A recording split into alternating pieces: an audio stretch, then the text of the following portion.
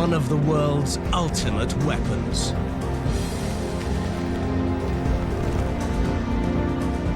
The samurai bow is a killing machine.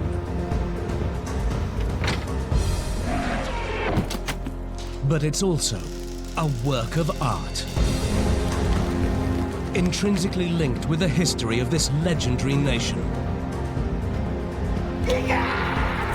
It's been used on the battlefield for millennia and is still an important part of Japanese culture. But bows appear throughout history the world over. And the English longbow is also heralded as a masterpiece. Putting both bows to the test, we'll crown the champion and reveal the elite warrior's master craftsman and ancient philosophy behind the samurai bow, built to kill.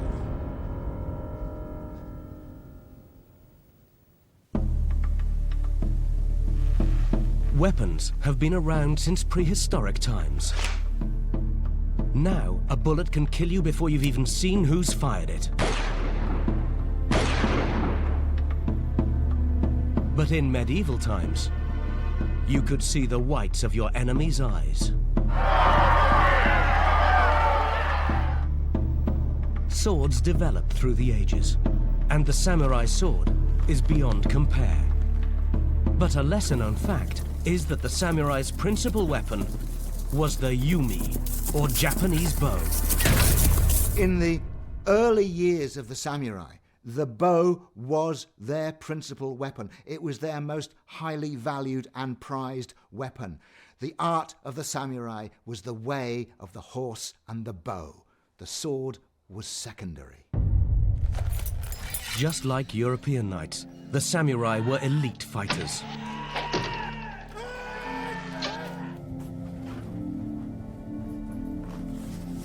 Paid by the shogun or feudal lords, they were given riches, land, and fame. But in return, they pledged an allegiance so strong that it sometimes cost them their lives.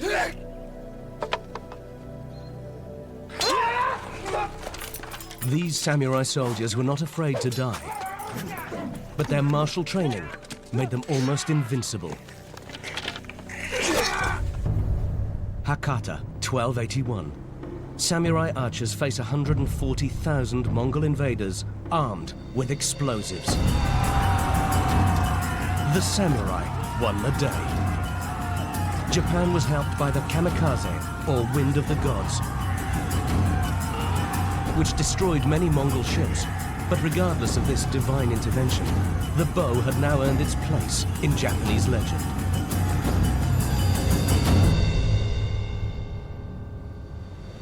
The yumi is unique amongst war bows and stands apart from bows in the rest of the world, but its ethos was remarkable too. Samurai trained to fight other samurai of the same standing, hoping to achieve an honorable death at the hands of an equal. And the yumi was the weapon used to kill a worthy opponent. This is the wasashi arrow. It is very important. You wouldn't use this easily. When you spotted an enemy general or another high-ranking officer, then you would declare your name. You fire the arrow, and if it struck and the man died, people would declare it was an honorable death. But in England, bows were the weapons of the masses. Every man between the ages of 16 and 65 owned a longbow and practiced with it every Sunday. So it was a form of militia that could be called up in time of war. It was our Second Amendment. We made people own bows. A different ethos, but the same weapon. So how can we discover which one was the ultimate bow of the Middle Ages?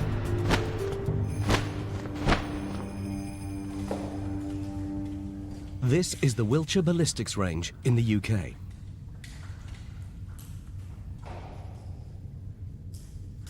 Here they put state-of-the-art firearms through their paces.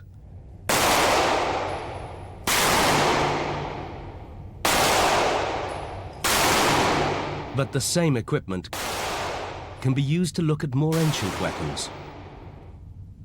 To make a fair comparison of the yumi with the longbow, we've chosen bows with matching draw weights. Both these bows take approximately 23 kilos of force to pull to their maximum. So what is the biggest difference between these two ancient weapons? And what does it mean for their performance? The most obvious difference between a yumi and a longbow is the shapes. A yumi is a recurved bow. That means when it's not strung, the bow is actually flexed away from where the string would be. When you string the bow, it's coming to rest there. That means when you let go of it, the bow actually wants to finish there, but the string's stopping it. And that means when you let go of the arrow, the limbs and the string is going faster to a point of rest, which means there's more energy in the arrow. The speed at which the arrow leaves can be measured by our high-speed camera. We know how long the arrows are, and by measuring the speed at which they leave the screen, we can work out their velocity.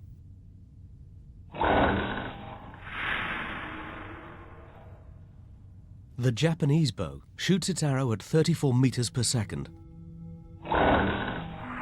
That's about 122 kilometers per hour.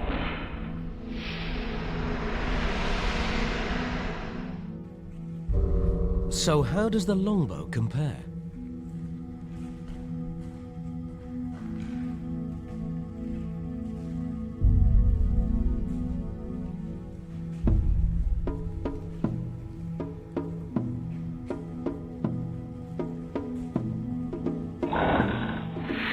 Incredibly, it shoots its arrows at 34 meters per second too.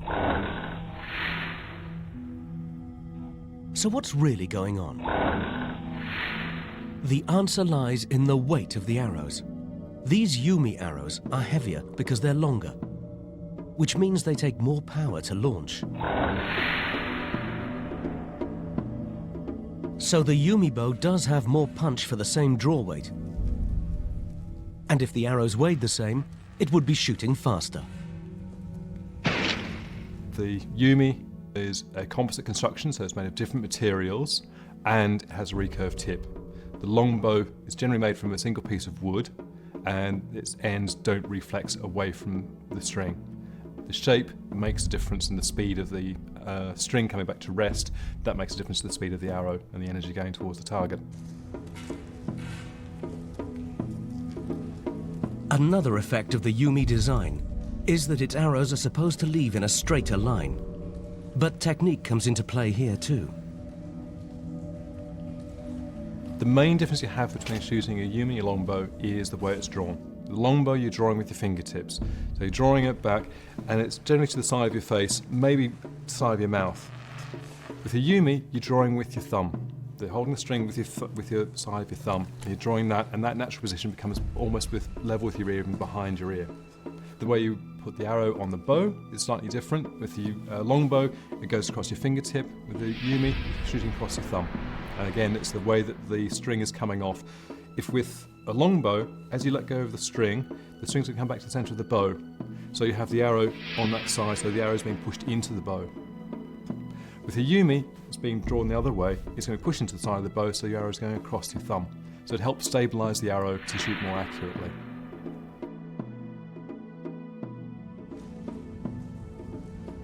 Filmed at more than 2,000 frames per second, we can see the longbow arrow veer off course before swinging back to target.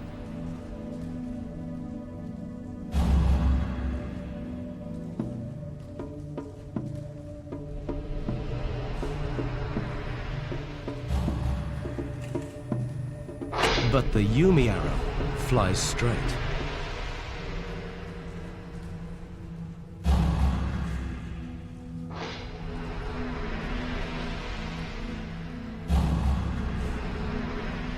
Shot from the ground, the yumi outperforms the longbow.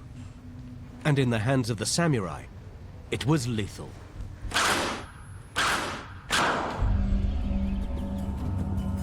But the yumi also had a turn of pace which its competitors could only dream of. Because its archers were the cavalry. Today, mounted archery is still held in high esteem. And in our more peaceful times, ceremonial displays have taken the place of battles. But the skills needed to take part in such a ceremony are extreme. And only 2 schools in the whole of Japan train mounted archers. This is the Ogasawara School. It was established over 800 years ago. But it is still run by the head of the family, Master Ogasawara. Surprisingly, there are no horses here. An archer must be able to ride any mount. So they train to develop ultra-strong leg muscles in preparation. Walking flat-footed, pulling the leg up and pushing it forward only with the inner thigh concentrates the effort in the muscles needed to grip and steer a galloping horse. Master Ogasawara is a strict teacher, and his son Kiyomoto is one of his students.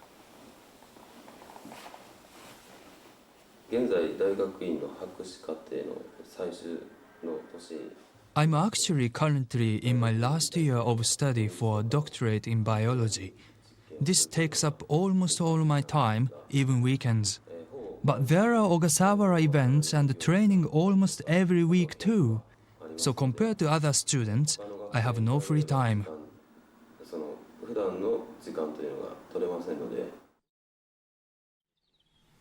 Today, mounted archery is for display and ceremony only. And in the run-up to the most important ceremony, called Yabusame, training has to move outside. Traditionally, a wooden horse is built to allow the archers to practice and hone their skills in safety.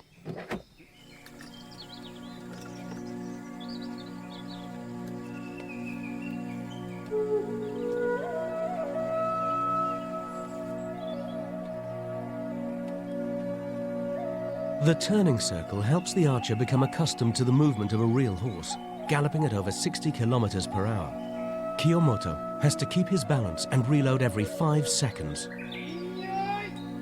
This practice is all about his riding position. The archer must float on the horse's back, breathing in perfect harmony with the movements of his body. Hitting the target is less important than his posture. Although horses are a rarity, the archers do get some time to practice riding in the run-up to the Yabusame ceremony. It may be a practice session, but Kiyomoto still wears the hunting costume of the samurai. Every element is traditional but practical. The deerskin chaps are light but hard-wearing, and the sword is ready for use at his side. The unusual hat was used to tie up the samurai's hair and keep it out of his eyes. Once everything's in place, targets are erected on the course.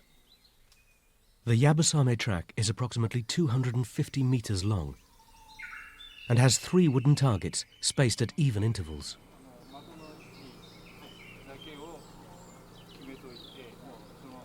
The idea is to hit each with an arrow, steering the horse with your legs while at full gallop. His posture is excellent, but his hit rate is average.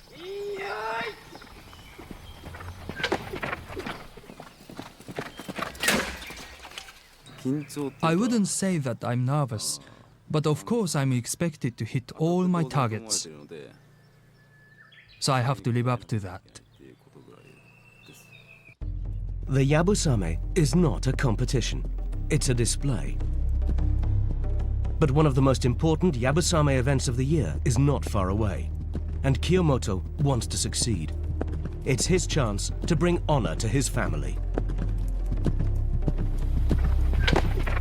The title of Master Bowman has been passed down through family generations for almost 1,000 years. But it's not just the use of the bow which is rarefied and respected in Japan. the manufacture of them is too. Master Kikunaga is a craftsman of supreme talent. His bows are known throughout the country, and he uses only the best materials to create them.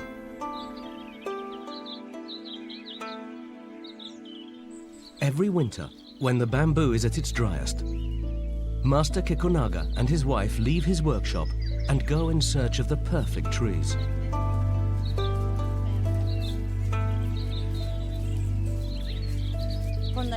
It is hard to find a nice big copse of dry karatake bamboos. We were fortunate to have been told about these by an acquaintance, but even when there are so many bamboo trees, it's rare to find the right bamboo for a bow.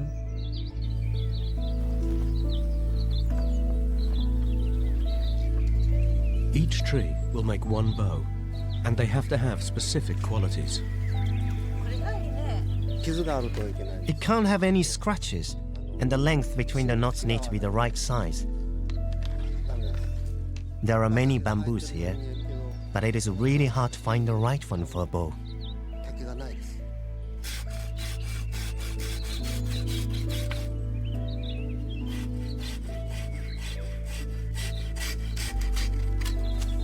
Master Kikunaga has found 3 suitable trees, and they're cut into slats and then taken for drying.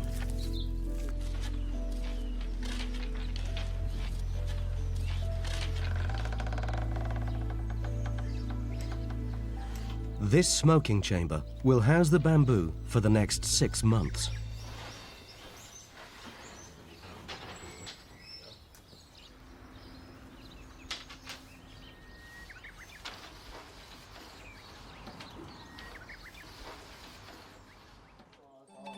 In the mountains of Suwano, in southwest Japan, a religious ceremony is underway.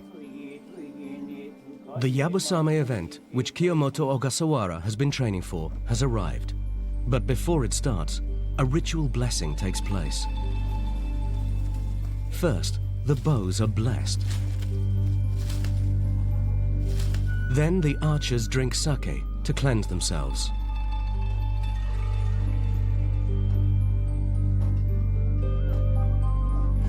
The archers will return to the temple after the Yabusame to tell the gods how they did. But for now, all eyes turn to the course. Both Japan's mounted archery schools perform a Yabusame, but this is an Ogasawara school display.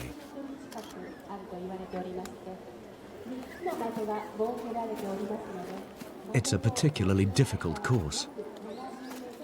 As in other places, there are 3 square wooden targets to hit. But here, at Suwano, the track is short, so there's less time to hit them.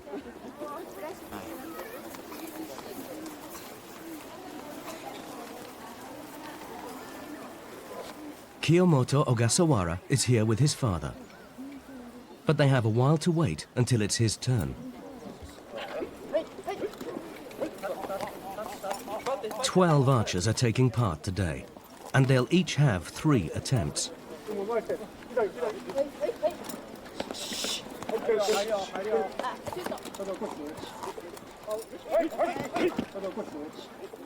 For some, this is their first time, and at full speed, the nerves and inexperience start to show. It may not be a competition, but everyone's watching.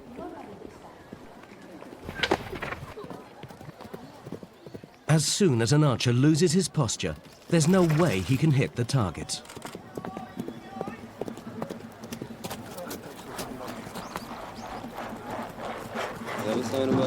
In Yabusame, we don't feel like competitors. It isn't about which individual is the best. The event itself is more important. Everyone tries to perform to the best of his ability. Finally, Kiyomoto's ready.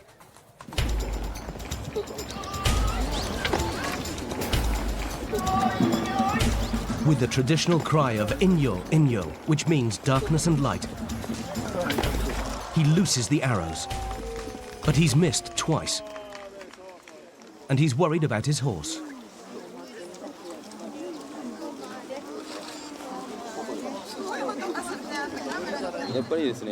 These horses are not the ones we normally ride. We rode them for the first time yesterday. There aren't many horses that are suited to the sport, but that's just the way it is.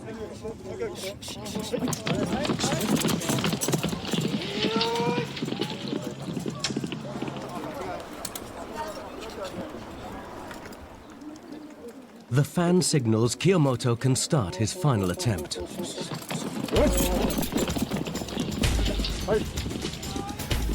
Hit 1.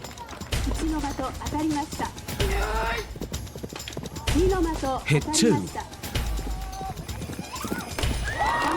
Hit 3. It's a clean sweep.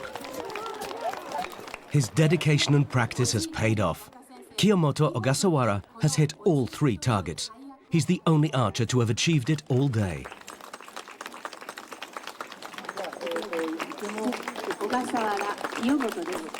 The young rider has managed to do what his father expected. Of course, he's expected to hit all the targets. Why wouldn't he?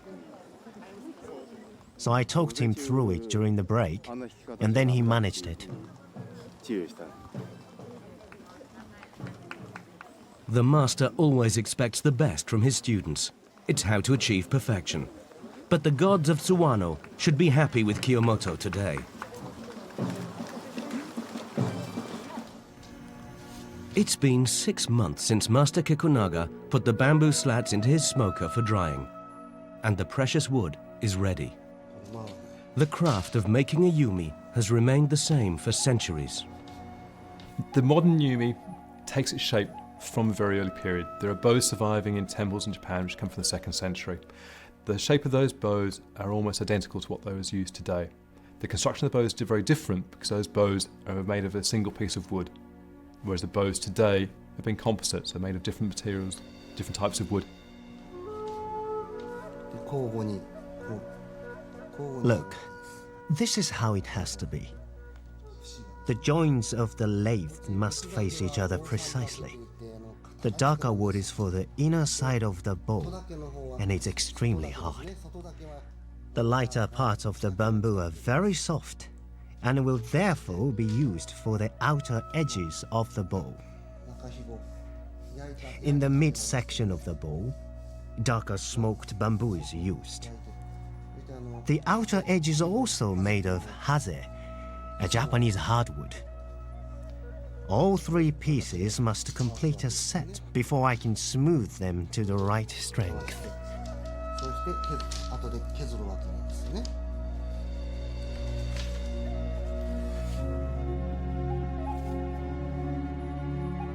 Because each piece of bamboo is different, Master Kikunaga must work out how thick it needs to be to achieve the flexibility he needs.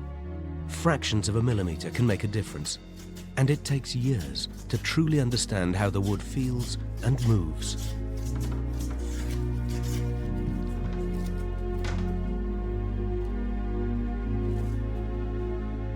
Too thick, and it won't bend enough. Too thin, and it will break.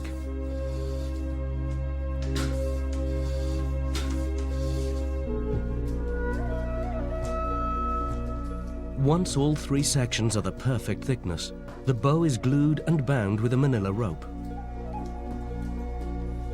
The crisscrossed rope holds the pieces together and is the key to how the bow is bent.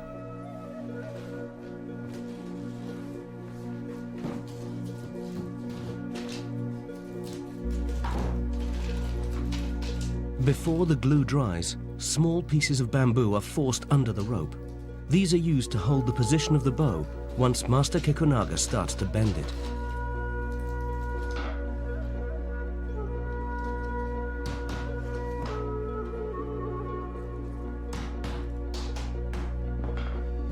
The bow is bent, gently at first,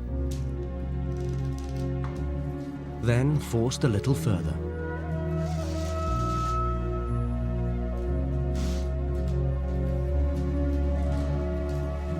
In tiny steps, it takes shape. Eventually achieving the perfect curve.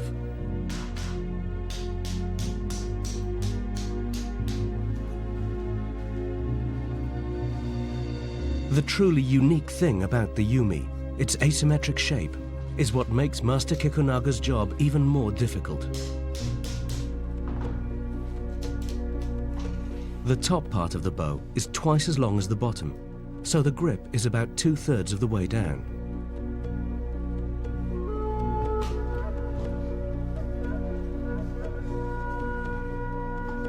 No other bow is made like this, and there are many theories as to why.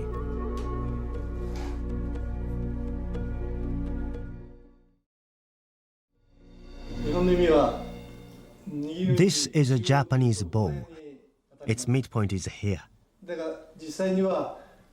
But the grip is actually down here, on the lower third of the bow. The reason for this is simple. When you fire an arrow, then the shock waves you feel in your wrist due to the rebound are the strongest in the middle. This is why bows in Japan are built with grip in the lower third of the bow.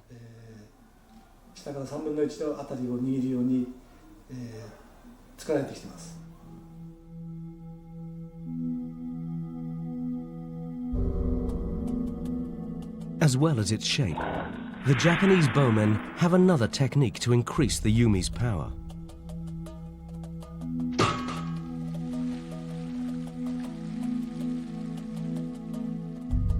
Called the tsunomi, the hand of the archer moves at the last moment so that the arrow doesn't have to bend around the bow, but flies straight from the string.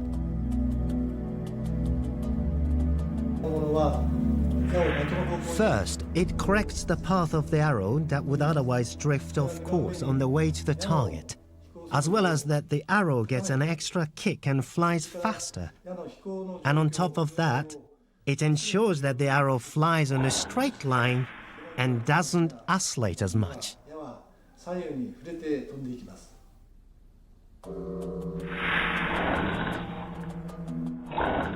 More power, a straighter flight, and fewer oscillations out of the bow sounds like the perfect combination.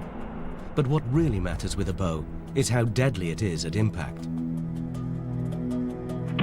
And to test this, we need to apply some ballistics techniques. Using modern equipment to test the power of the European longbow against the yumi, which bow will reign supreme? The ultimate objective of a bow is to disable an enemy, putting a man out of action. And that happens by the force at which the arrow hits him, the energy delivered, which either penetrates the armour, or even if it doesn't penetrate, the amount of smack and hit that it delivers. The power depends on how fast the arrow leaves the bowstring, its weight, and also how much drag slows it down. Because the yumi and the longbow arrows are made with different materials, they will have a different impact. But which has the most power? I think the yumi's going to have the greater penetration power. Simplest fact being that it's a recurve. That means the string's going to come back to rest faster. The arrow will have a greater speed. I think that speed is going to make a bigger difference as the arrow goes into the target. This is a block of ballistics gel, normally used to test bullets. It's the same density as human flesh, so will give us a measurement of how deep each arrow would penetrate a person.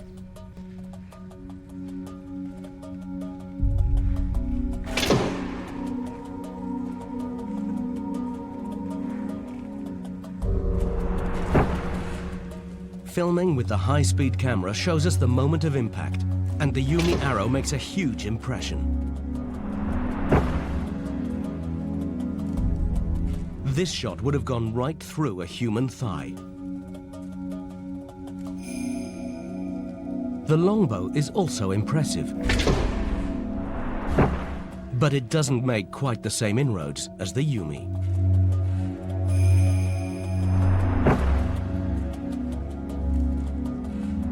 Almost 25 centimeters into the gel for the longbow versus 30 for the yumi.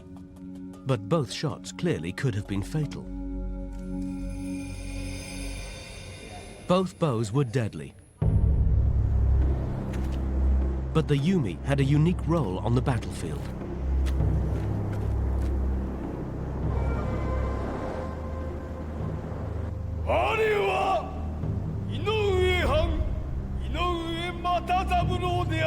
In early feudal times, Japanese battles were traditional and followed certain rules. The fighters were both samurai, but to ensure they were of equal standing, first each would proclaim his heritage.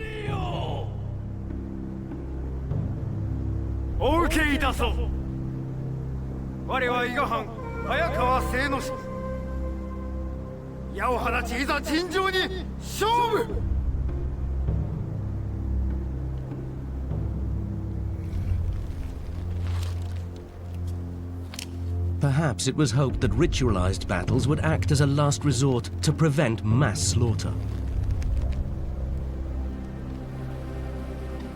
If one side were intimidated, the battle would be conceded.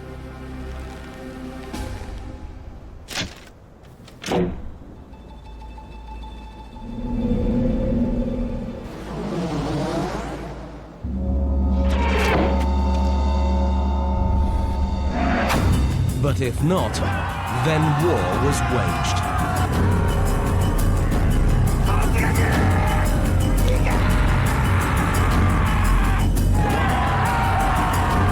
Respect, courage, and battle prowess are synonymous with the samurai, and the yumi had a distinct role to play in the wars they fought. Although the bow isn't used in battle today, it's still an important part of Japanese culture, and nowadays has more of a religious significance. But this spiritual element originated early on.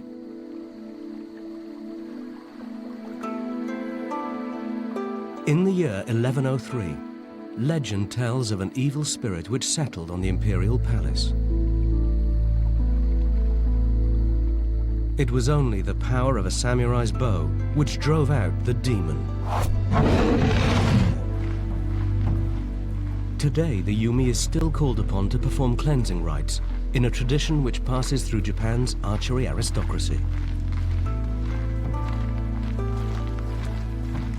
And at the Meiji Jingu Shrine in western Tokyo, Ogasawara archers are preparing to rid it of mischief. Leading the procession is Kiyotada Ogasawara, head of the family. In 1187, one of my ancestors was commissioned to teach mounted archery to the shogun Minamoto no Yoritomo. The Ogasawara family became teachers and masters of ceremony at the court of the shoguns through the various dynasties until the mid-19th century. Only archers of the highest caliber take part in ceremonies, and their skill is indicated by the black rattan wrapping on their bows. First, the gods are asked to offer their strength, and a special arrow is prepared called a kabura-ya, which whistles when it's shot.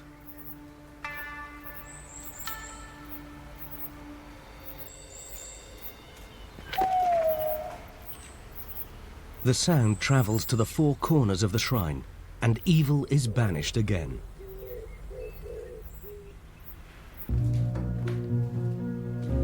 The yumi is closely linked with many aspects of Japanese history, and great care is taken to preserve its traditions.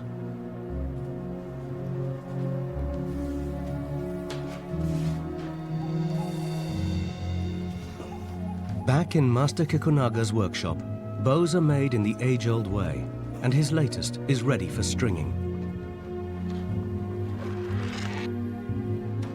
Gently, it's bent over a rack, and a piece of steel cable is tied at both ends.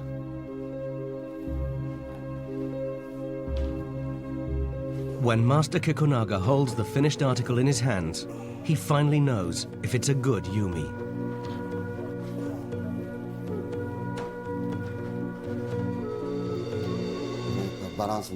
This looks good. It's all about balance. There has to be a balance between the upper and lower arms. Or else, it isn't a good bow. No two bows are the same, and for Master Kikunaga, each one has a different character. His bows are so special that finding a suitable name for them was difficult, and he even sought some divine intervention. We opened the dictionary and looked at a lot of names. We took a selection to a monk. He offered up prayers and then told us that we should choose the symbol Taido, or luminous way. We didn't suggest this to him at all, but he thought that the name would bring us luck. So now our bows are called Taido.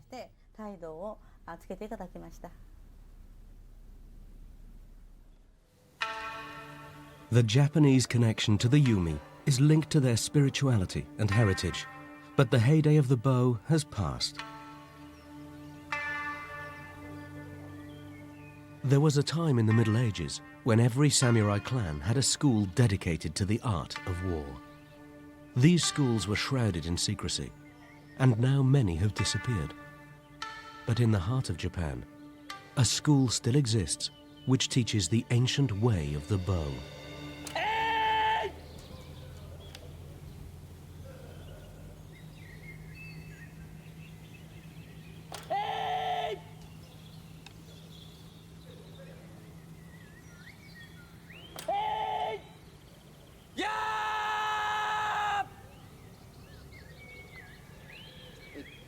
The foot a little farther back, like so.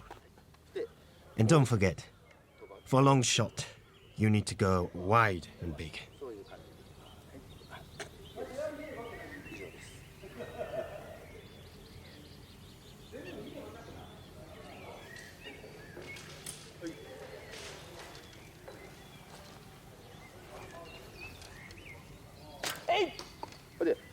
No, you must always hold the bow at a slight angle, like that.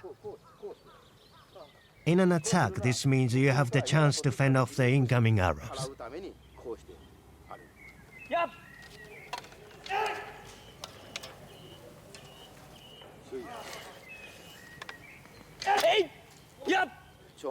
It is important not to lift your arms up too much, as this opens up the armor and the heart is no longer protected. So you need to keep your arms low.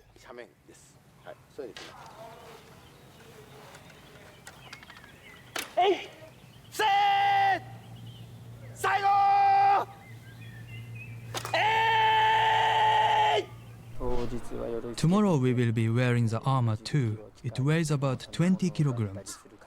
The weight really puts a strain on your legs. A few times a year, the school gets together for a display of archery in full battle armor. The costumes are all authentic. The samurai had no shields and relied on plates in their clothes, which only gave limited protection. Maneuverability was more important. The arrows used here are all of the same type, but in the Middle Ages, archers would pack an array of arrows with different specialities.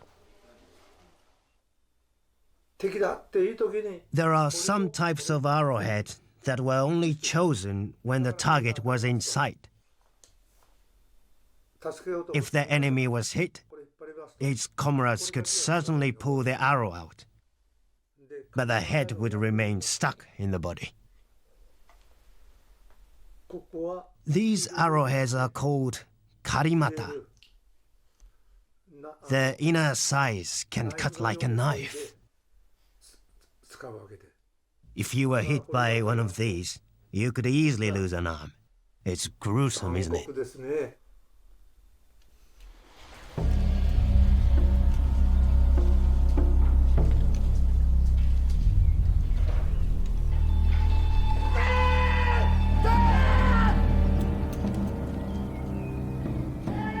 As well as the arrows and the plates in their clothes, the archers' other defense came from their attack formation, moving forward in 2 rows.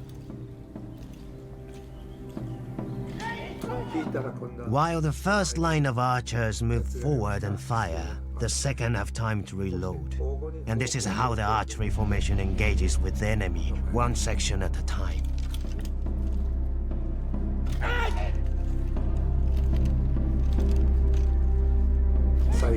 Finally, he uses this bow like a spear and charges the target.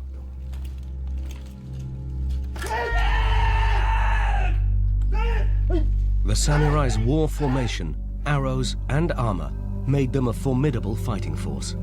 And even without their horses, when forced to fight from the ground, they showed discipline and great skill. But ground combat was normally the preserve of the European archer. So, in a ballistics range, when pitted against medieval armor of mail and plate, how will the yumi and the longbow compare?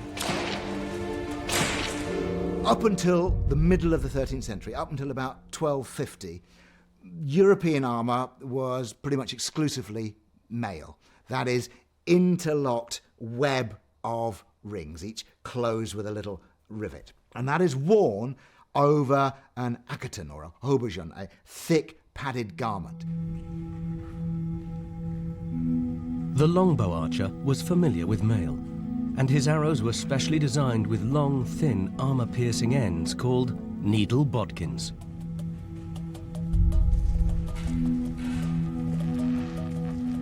From a direct shot, the mail puts up little resistance.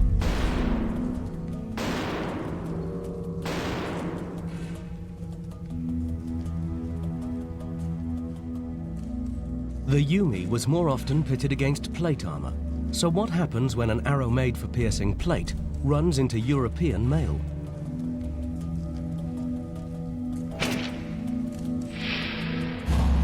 Despite the yumi's superior penetration power, without a bodkin-style arrow more prevalent in Europe, it can't defeat mail.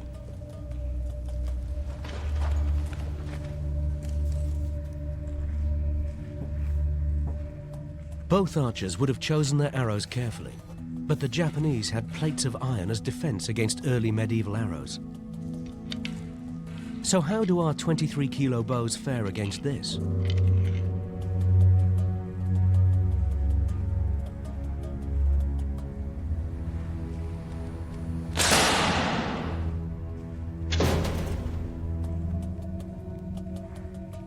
The yumi has no problem.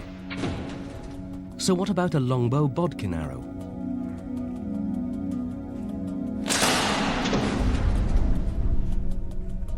Both arrows successfully pierce it. A direct hit can defeat the Japanese armor.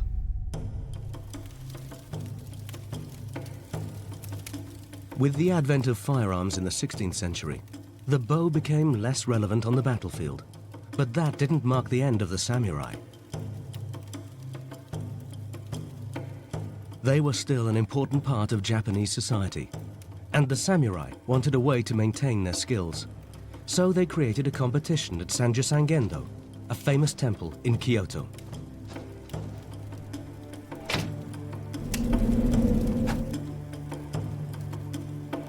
This competition was not just about skill, but also about determination.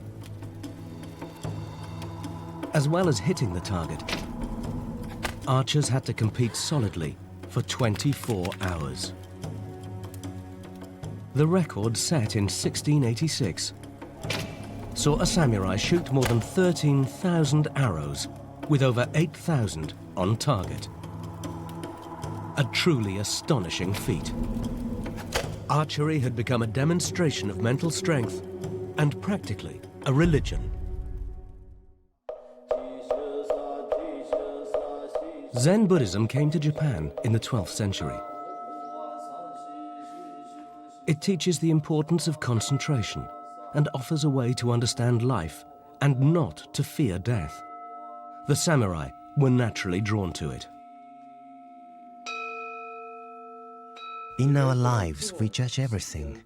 We classify things as good or bad, as being frightening or something you love. But this way of classifying things blinds us to the true nature. In the state of mushin, you are free and learn not to cling to your desires. Mushin is a moment of high concentration, where thoughts no longer cloud the mind and everything becomes clear. It's a state which martial artists strive to achieve because it allows your body to react intuitively without any distractions from your mind like fear or anger. Mushin is practiced through meditation, but also through any repetitive task on which you can focus and practice clearing your mind while concentrating. A calm, clear mind, able to fight intuitively, must have been a formidable combination for the samurai.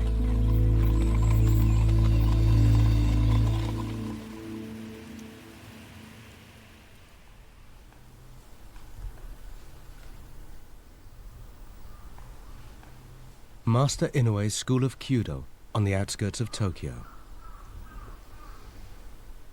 This is a different kind of archery school. No battle cries sound here. The place has an air of absolute serenity.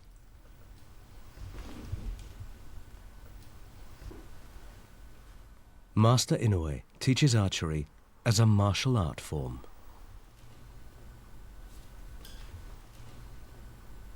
Kyudo, it's a martial art. In Japan, it's pursued as a martial art. But Kyu is for bad archery, Do is an art. It's very much an art form. It's very graceful movements, it's a very slow and methodical process. And it has been likened to a ballet.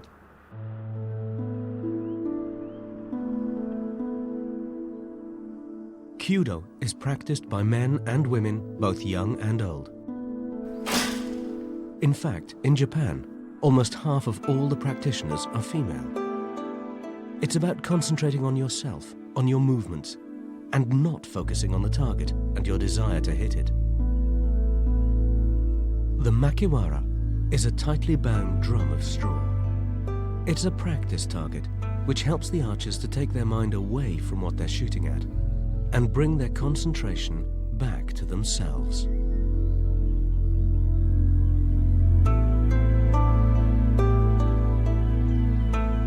It's a different way of thinking, but in a Kyudo school, the target is just a distraction.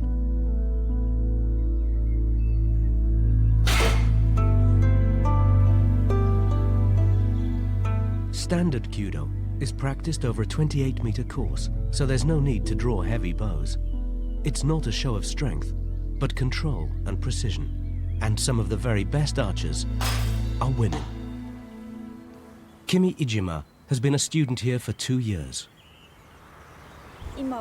If you focus on hitting the target, you will always miss. The aim is to hit the target without trying to. It's incredibly hard, but it's also fascinating.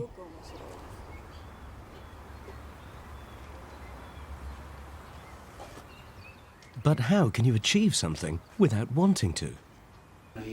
If you will yourself to hit the target, your mind will be upset, and this will disturb your shot.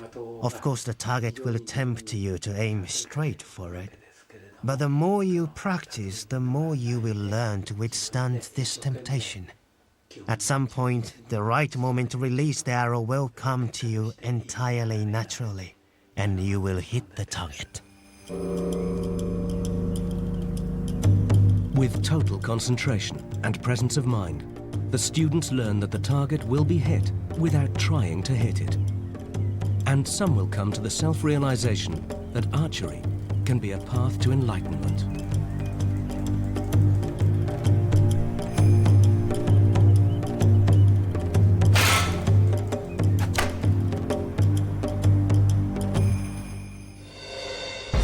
The Japanese bow has led archers down many paths. To war. To enlightenment. To honor and death. For speed and power, it is without equal among medieval longbows, and was capable of delivering a fatal blow, even to armored soldiers. But in modern Japan, the yumi is more than just a killing machine. A work of art, a link to the spirit world, and a connection to a glorious past. The samurai bow is truly an ultimate weapon, built to kill.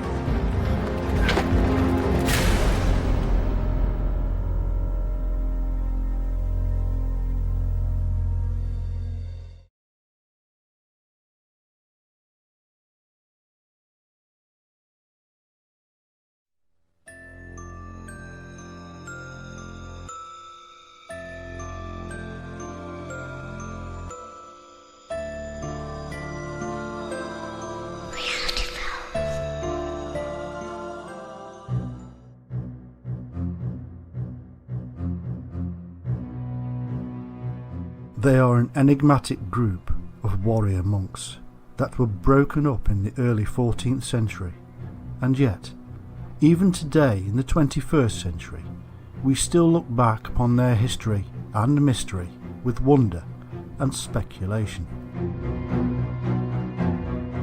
They are linked to the Holy Grail, the Ark of the Covenant, and even the bloodline of Jesus Christ.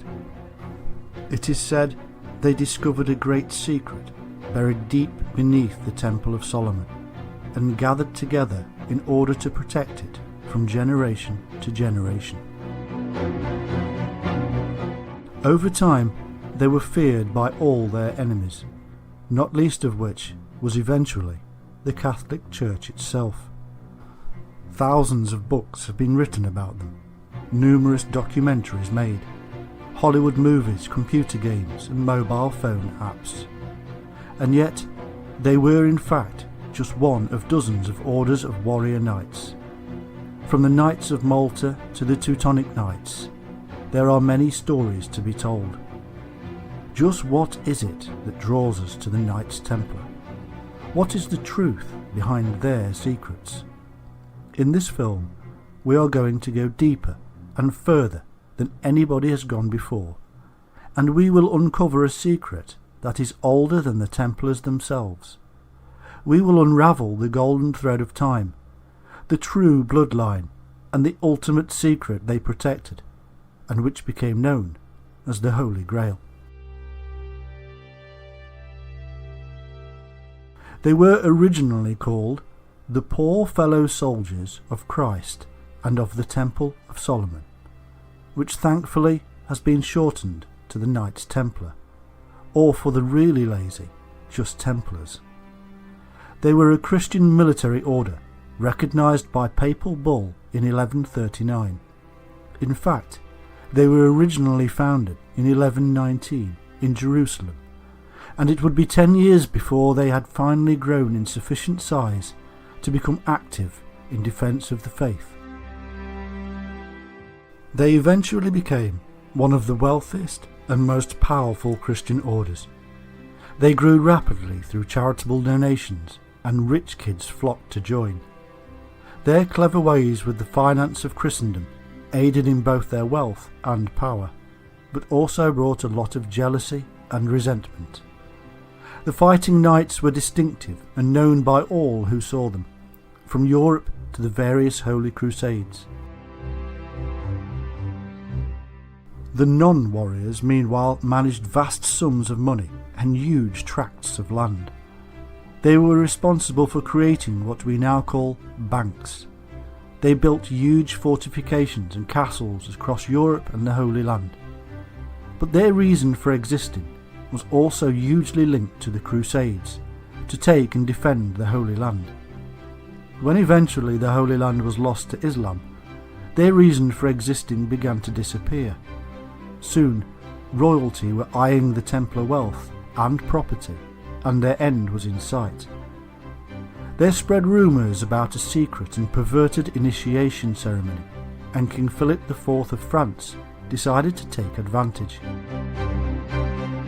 Philip was deeply in debt and needed money fast.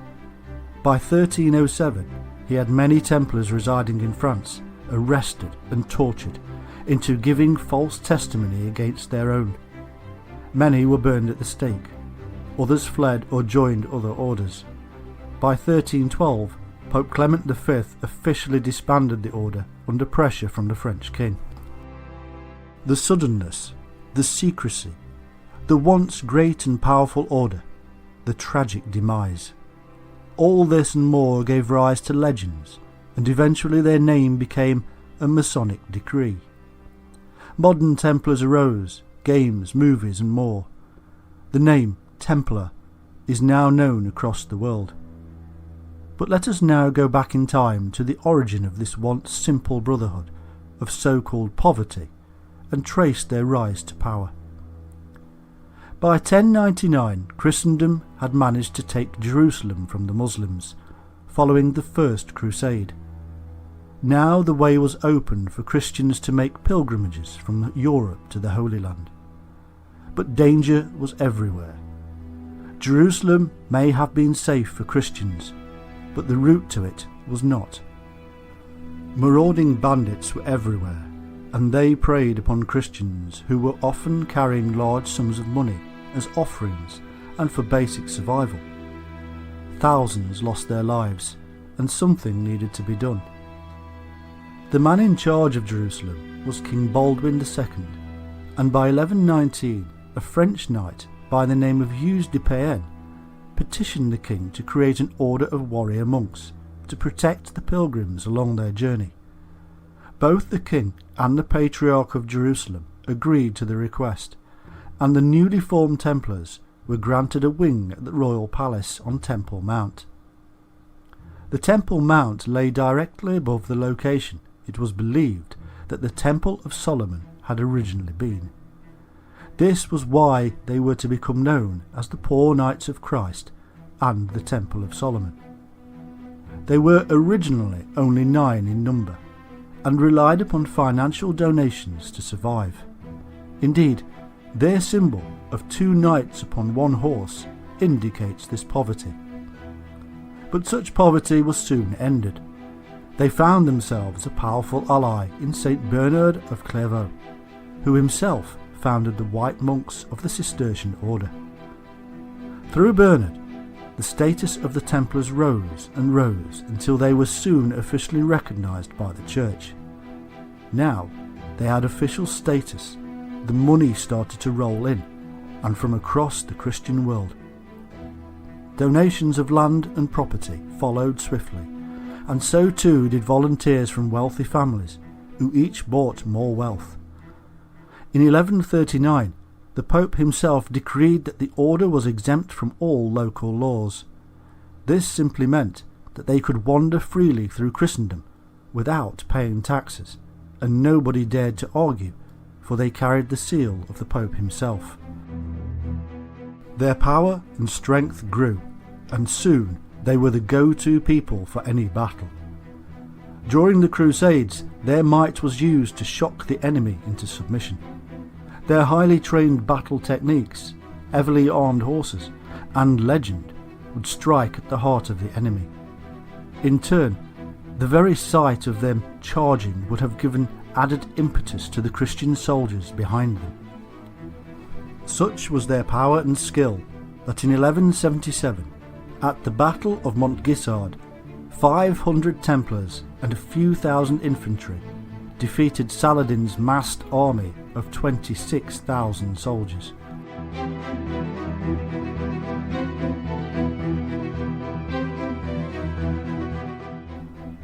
As Bernard of Clairvaux would say, a Templar knight is truly a fearless knight, and secure on every side, for his soul is protected by the armour of faith, just as his body is protected by the armour of steel. He is thus doubly armed, and need fear neither demons nor men.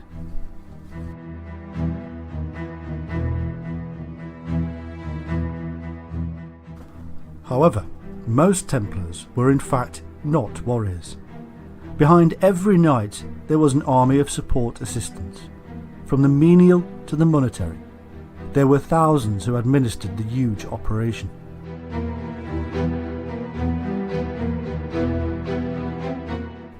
Each member was sworn to poverty, and yet many were in control of such huge sums of money that whole nations were envious.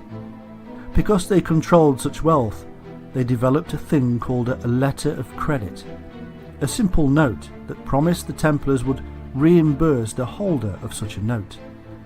This was the origin of the dollar bill or pound note. A person could deposit wealth with a Templar in France, take a note of promise, traverse the Holy Land, and give the note to the Templars in Jerusalem and receive his money. For this, they donated to the Templar cause. This was banking, and may very well have been the very first in existence. But it did work, and now the marauding thieves could no longer steal from people who had nothing.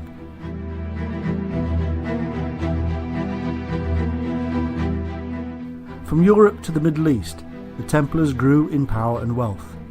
Massive landholdings were donated or bought, and soon they were running farms, vineyards and businesses. They built fortifications, churches and cathedrals. They manufactured, imported and exported, and built their own fleet of ships. Their power was unprecedented. In fact, they had become not just the first international army and bank, but also the first multinational and faceted business.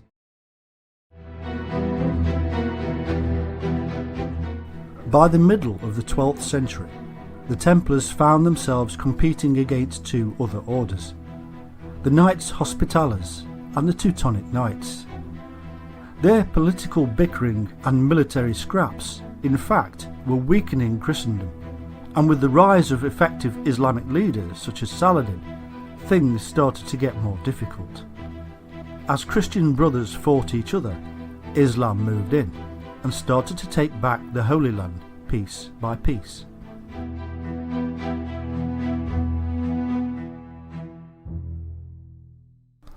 Soon, the perceptions about Templar power were weakened, and they backed this up with several unsuccessful campaigns against Saladin.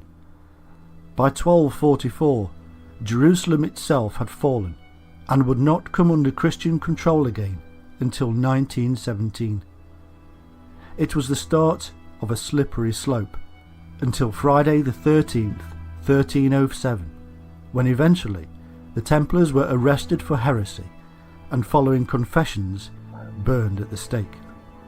The remaining Templars were disbanded or joined other orders. The Pope decreed that Templar property should be absorbed into the holdings of the Knights Hospitaller. Many, in fact, see the disbanding of the Templars as simply a merging of the two orders.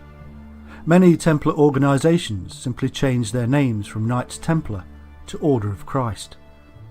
Today, the Catholic Church states that the medieval persecution of the Templars was in fact unjust, that they had in fact done nothing wrong, and that Pope Clement had been pressurised into his actions by the dominance of King Philip of France and the public outcry.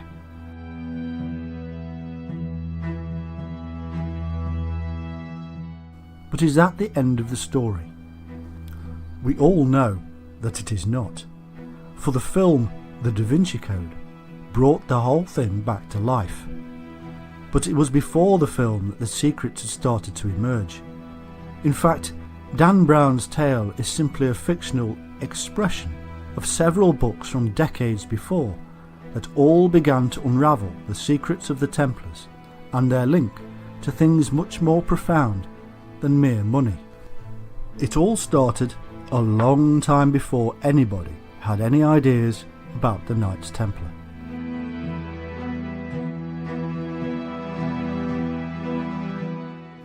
It all begins with the myth of the Saviour. Today there is one particular Saviour myth that has crept into popular folklore through various best-selling books, documentaries and films: the Merovingian dynasty.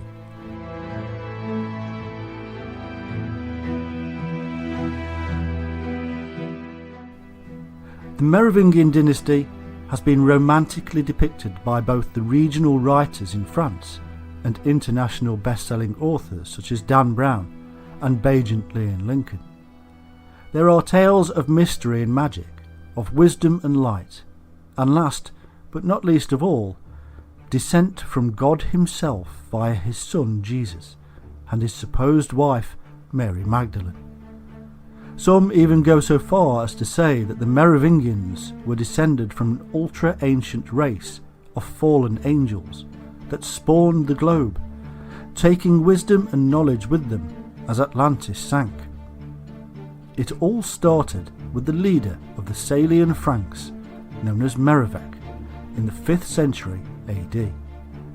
Both he and his son, Childeric I, were great warriors and fought bravely against the Visigoths, Saxons and Alemanni. Following Childeric came his son Clovis I, who went on to unite most of Gaul and the Loire and defeated the Roman ruler, Siragius. to the joy of almost everybody. Or so the propaganda goes.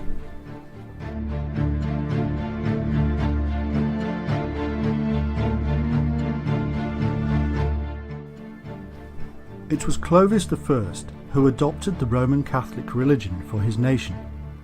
Eventually, by the early 7th century, we end up with the infamous Dagobert II, also known as Dragobert, coming from the words dragon and Bert, which in turn comes from Bara or Para, which means pharaoh. So Dragobert or Dagobert simply means king or pharaoh of the dragons.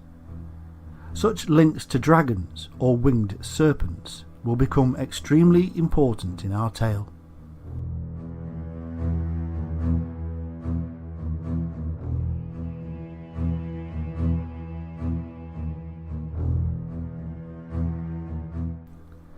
Dagobert is linked strongly by modern authors to the secret of the Holy Grail, a secret so deep that even today it is unclear exactly what it is. Dagobert is said to have visited Ireland, a home of serpent worship, and is also said to have married at Rennes Chateau, where, incidentally, a ritual skull was found which had a hole in its forehead. Still today, Masons worship the head or skull of Dagobert, calling it Mahomet, much like the head of the Templars were accused of worshipping, called Baphomet. It is kept in the convent of the Black Sisters at Mons. The cup that was formed to hold the skull was made into the shape of a chalice. Hence, we have the head of the dragon pharaoh in the chalice. And we wonder how Dagobert became linked to the Holy Grail. But who is Dagobert and where did he come from? What makes him so important that his skull should be turned into a grail and then eventually worshipped by the Masons, the modern Templars?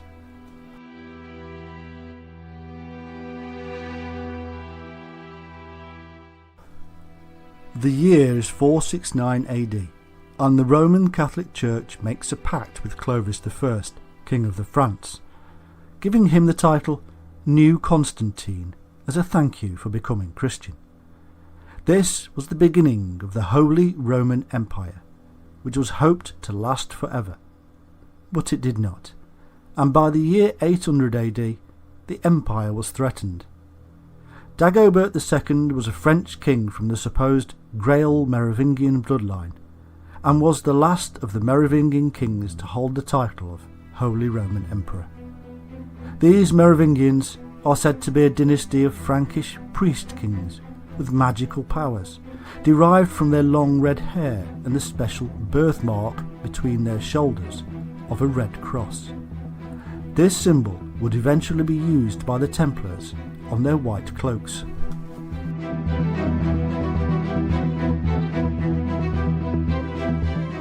The Christians spread rumours of witchcraft and various other misdemeanours because Dagobert was seen as a threat. After several years spent away from his Frankish kingdom, Dagobert returned from Ireland in 679, but there were problems with the mayors of the palace. 3 years later, the Catholic Church plotted a conspiracy against him due to their displeasure with Dagobert's lack of allegiance to the Roman Church.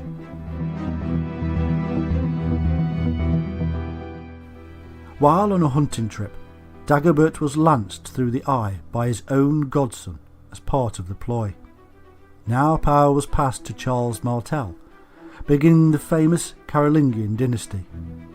This basically ended the Merovingian bloodline and its run of power. From that day the Merovingian kings were powerless and were officially thought to have died out with Dagobert's grandson, Childeric III.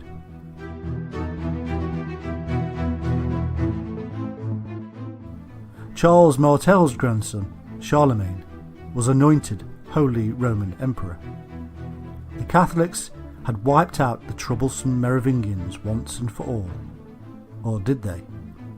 Some still claim today that they are descendants of this special bloodline. However, my researchers have gone to prove that this was pure propaganda, fueled by books such as The Holy Blood and The Holy Grail, and the blatant lies of Pierre Plantard. Thousands of books have sprouted in the last few decades with new evidence, none of which is verifiable and based upon legends only.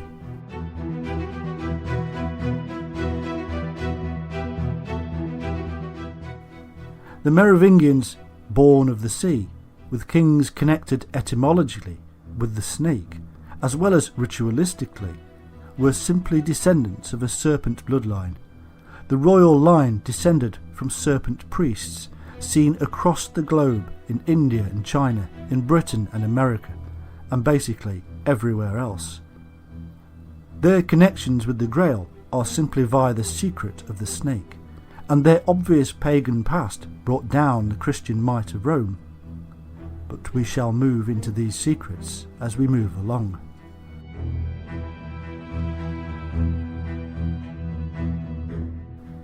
One of the most striking images in Christian history is the Red Cross. Whether a strict Latin or a Templar croix patée, it is a memorable symbol, especially seen as a stark white background. Seen in relation to the Mark of Cain, or the Merovingian birthmark, or even the Templar cross, they all seemingly relate in one way or another to the symbol of the snake. Indeed, the Red Cross is an almost universal symbol of the snake, and therefore to wear it one is branding oneself as a serpent worshipper. The reason for this is quite simple. The serpent and the snake were intertwined. The snake was a symbol of the sun, and the cross a symbol of the seasons. Jesus himself was known to have been involved in this whole serpent worship world. He was equated with the serpent in the wilderness held up by Moses, and he sloughed off his skin in the tomb and was resurrected, just as snakes were seen to do.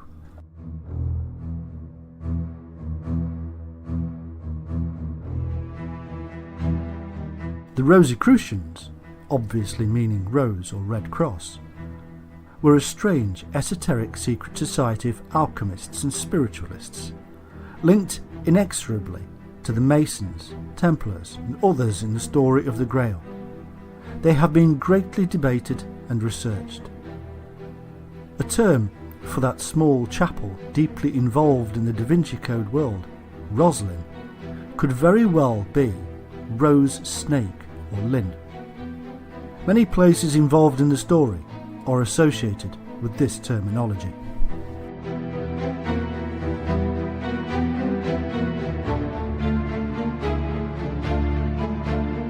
Whilst there recently filming for a documentary, I found that even the iron fence surrounding the chapel was adorned with the rose and a cross.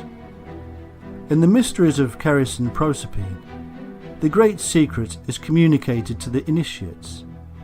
The bull has begotten a serpent, and the serpent a bull. The bull is a symbol of the generative force, the power. It is a symbol of the sun in Taurus, and emerges from the sea. As the Quinator, the bull supposedly spawned the Merovingian bloodline, and this son being called Merivek after the sacred bull of Heliopolis, Mero.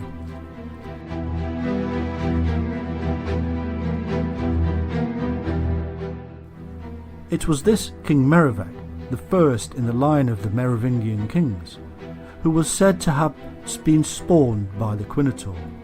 This is a giant sea monster with a bull or goat's head. So the Mer of the Merivek becomes obvious in that Mer means sea, born of the sea. The word Quinator, if broken down, resolves into Tor for bull and Quin for king. So he is the king bull of the sea, the sun in Taurus. This bull king goes back a very long way in history, right back to the days of Mesopotamia and kings such as Sargon and Menes.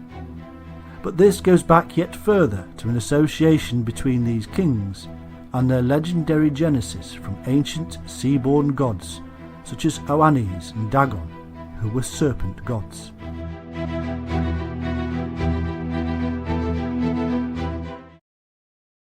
the sun, as a serpent, would sink beneath the horizon and become a fish. Dag means fish and On means sun. Dagon is therefore the night-time serpent sun, otherwise known as the Black Sun in various esoteric traditions. The Black Sun is a symbol of the underworld and the unconscious. Could it be that these legendary creatures are archetypes from the unconscious? This is the element Gnostics believed to be the true self, and the early Gnostics were in fact serpent worshippers who had a holy snake Eucharist. They were also the people responsible for writing down the whole Jesus myth and giving us the New Testament we know today. These myths are really about invading serpent worshippers or migrating snake cults, coming into the land, bringing with them all the skills associated with the coming of these ancient gods, such as metallurgy, architecture and medicine, not to mention a distinctive psychology.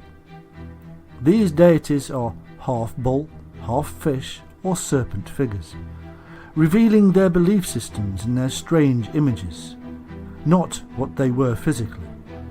It reveals a belief system of a duality between the sun and the snake. Oannes is Dagon, and this is related to the word for dragon. This god is the biblical Leviathan, the great serpent of ages past who encircles the world as the Ouroboros, the symbol of immortality and eternity.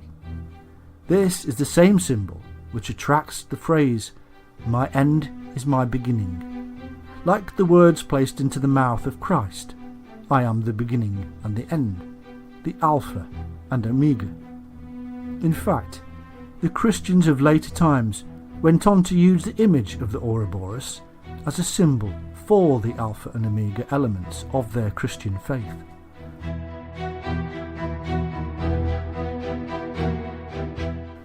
The Levites, of course, derived their name from this Leviathan, their name meaning the sons of the Leviathan. Oannes is also the same as the Hindu Vishnu, who is linked with the serpent.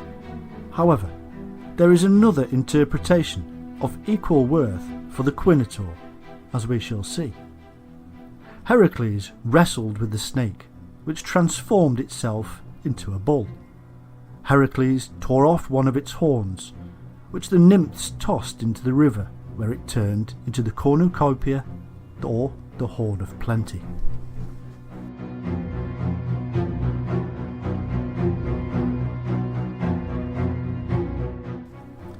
In Scotland, there are hundreds of Pictish symbols found on rocks and ancient Neolithic monuments.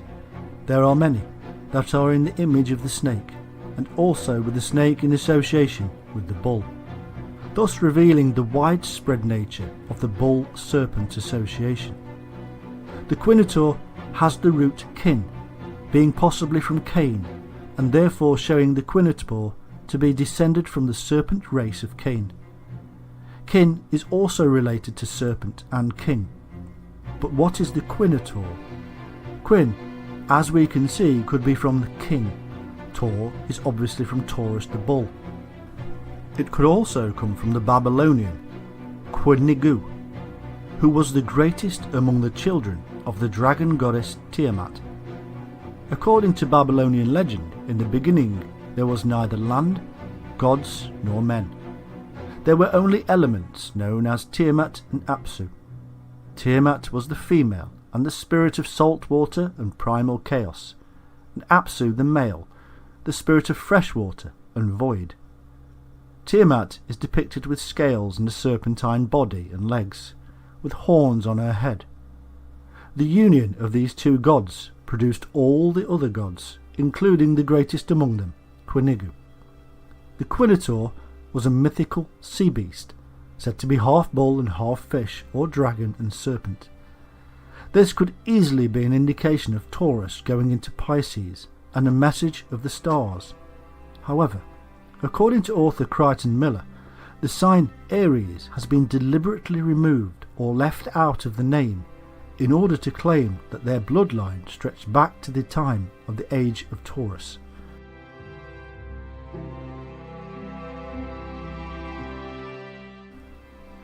The Quinator is also said to have sired the Merovingian bloodline, as we have seen. The same Merovingians said by several authors to be descendants of Jesus, the sun deity, and so he is seen as the sun or ruler in each sign. Quinator, traced backwards through Greek and into Phoenician legend, is none other than Zeus, the very same god who impregnated his own daughter with Dionysius. But how is Zeus related to the Quinator? Well, Quinator is Dagon, the half-fish serpent linked with Oannes and Oedicon, and giving us the dragon title. Elsewhere, Dagon is known as Deonos, and Zeus was Dias. As we know, Zeus was known to have taken the form of the serpent to procreate, just as the Quinator sires a race of sacred kings, and in the Orphic legends it is said the son of Zeus, Dionysius, who was to be the fifth ruler of the world. The Phoenician legend involves him in the disappearance of the daughter of Canaan, Europa. Europa was a princess or the daughter of a god, and was said to be very beautiful. One day, a servant told Europa that a white bull had appeared on a local beach. This tame bull allowed Europa to wrap garlands of flowers around its horns and to climb on for a ride. But the bull ran off with Europa into the sea. She was never seen again. Now we have an entire continent named after a missing girl stolen by a bull. All of this is beginning to sound very strange, and on the face of it, none of this ought to relate. But please stay with it a while, as all will become clear. We must now move into an area that at first glance will also appear unrelated: the Wandering Jew. A myth mainly from the Middle Ages of a Jew said to have lived at the time of Christ and to live forever.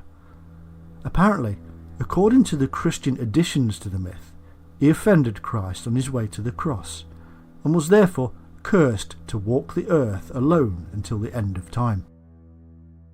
One of the most interesting things, however, is not the later Middle Age myths, which were attached to the character, but the origin.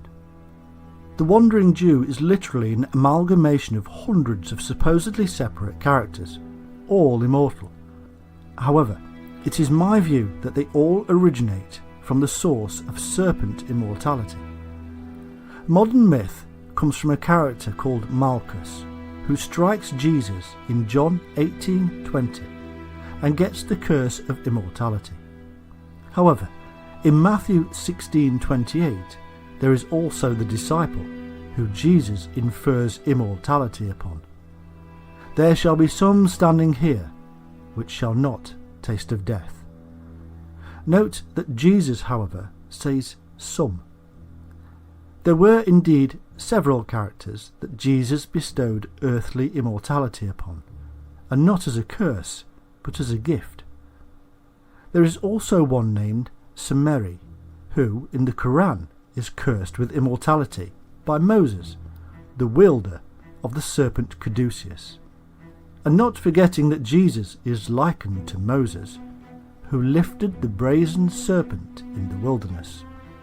There is a remarkable astrotheological reason for this. Jesus was an adept. He could fix time because he understood the motion of the planets and the sun, being a sun deity himself. Fixing the motion is symbolic immortality, for it escapes the cycles of life, nirvana. It is in essence piercing or lancing the dragon, which is the sun passing overhead. The Wandering Jew, therefore, must be somebody who understands this power and has fixed time, albeit symbolically. But there is also more to this character. There are always more levels of understanding, many levels of heaven. The Grotto della Sibylla, which is said to be in the Umbrian Mountains and was mentioned in a medieval period romance,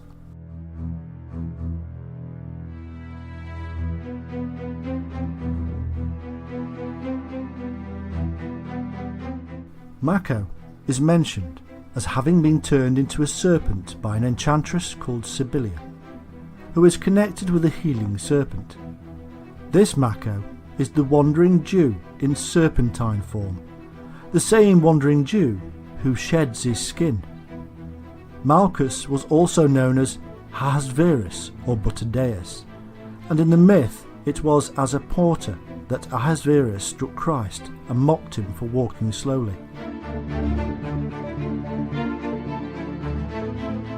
Jesus told him to wait for his return, which of course never happened, and so Ahasverus lives still.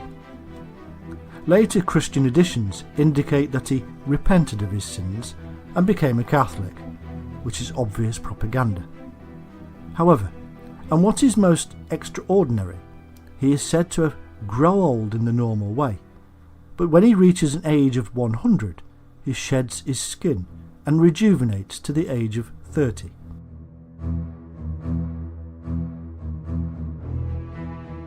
What can be more like the tale of the rejuvenating snake? And to the sacred age of 30, which is the age of illumination, and the same as the degrees between each and every zodiacal sign. The Wandering Jew is likened to Cain, the father of the serpent race, whom, it is said, wanders the earth as an immortal. As the Lord put a mark upon him so that none would hurt him, the same mark that the Merovingians carried and would later adorn the robes of the Knights Templar, a blood-red cross. There is also an amazing legend about the linking of Herne or Canunus, the horned god, with the Wandering Jew, in that they are one and the same. It is said that Herne told Jesus to drink water from the indent of a horse's hoof, telling Jesus therefore to subjugate himself to the old ways.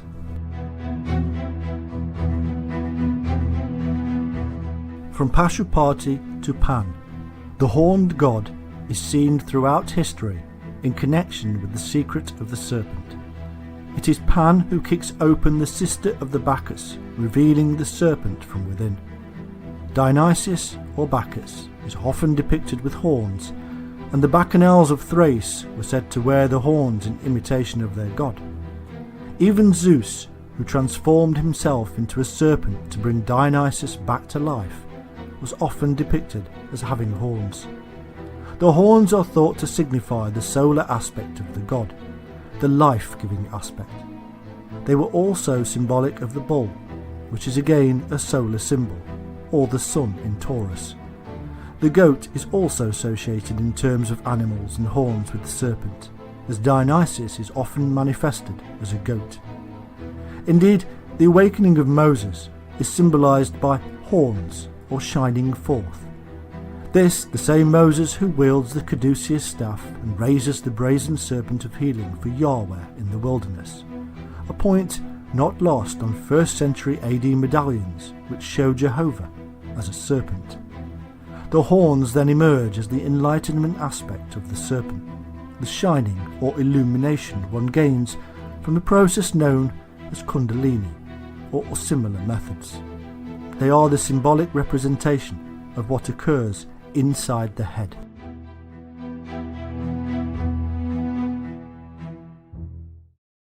Heads are central to the story of the serpent cults, and there are many instances which prove this point. Hydra was the Greek water dragon, said by Archaeas to have 9 heads, one of which was immortal. Apollodorus tells us, for his second labour, Heracles was instructed to slay the Lernaean Hydra. The beast was nurtured in the marshes of Lerna, from where she would go out into the flatland to raid flocks and ruin the land. The Hydra was of enormous size, with 8 mortal heads and a 9th one in the middle that was mortal. Note that the Templars began with 9 knights. 9 is incredibly important, and is actually the Pleiades in the sky.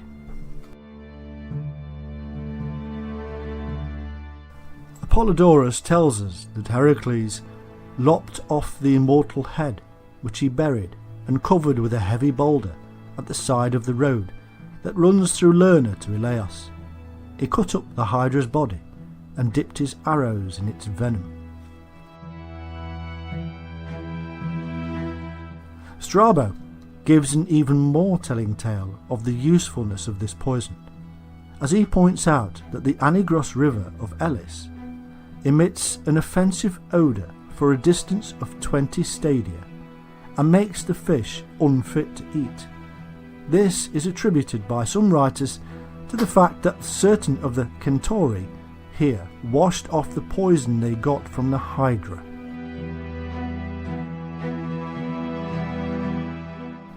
The bathing water from here cures leprosy, elephantiasis and scabies. A strange effect for poison to have, that it should, diluted in the waters of the river, have medicinal benefit. It has to be related to the equally peculiar concept that the Hydra has one immortal head. This, of course, relates to my discovery that our ancestors used venom and blood of the snake as a unique medicinal substance or elixir.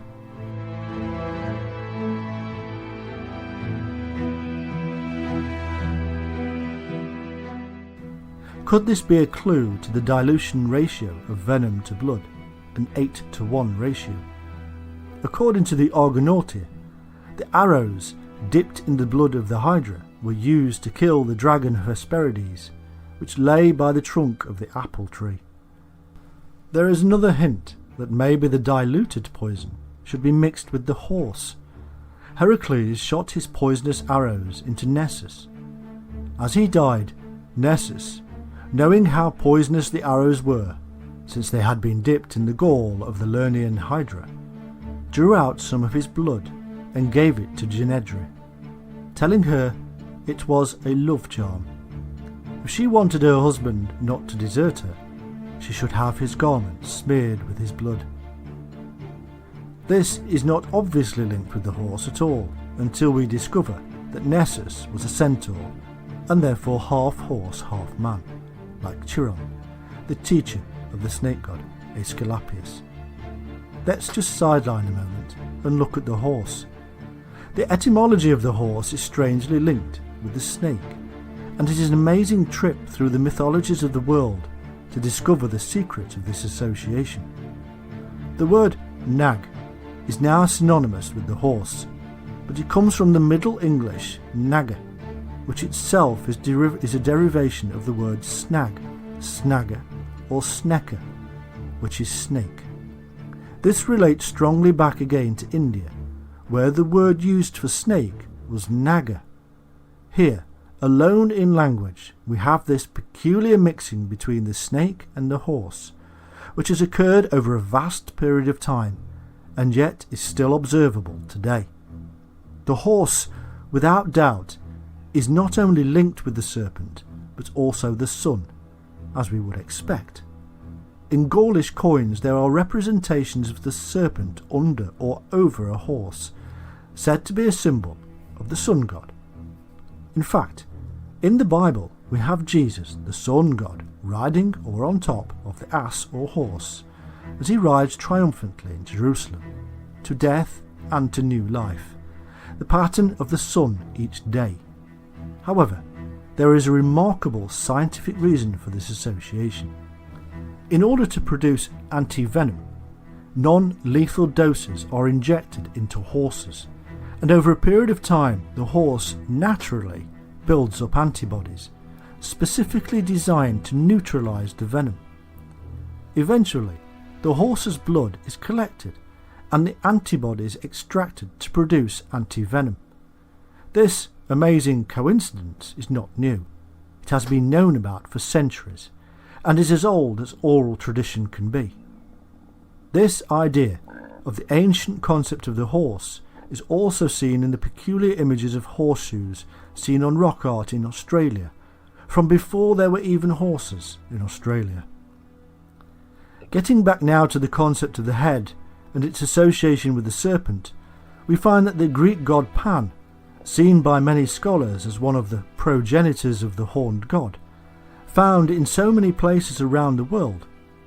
According to many sources, his father was Hermes, the wielder of the caduceus. Other sources have him as the oldest god of all, older even than Zeus. At Cirencester, England, this horned god is depicted with two snakes rearing up, replacing his legs in a similar fashion to the images of Dagon. In fact, I have travelled the length and breadth of Europe and found these images at hundreds of sites. In Greek legend there is Dionysius, who is equated to the other horned gods as the god of animals and hunting, the same Dionysius who I found elsewhere to hold the chalice or elixir.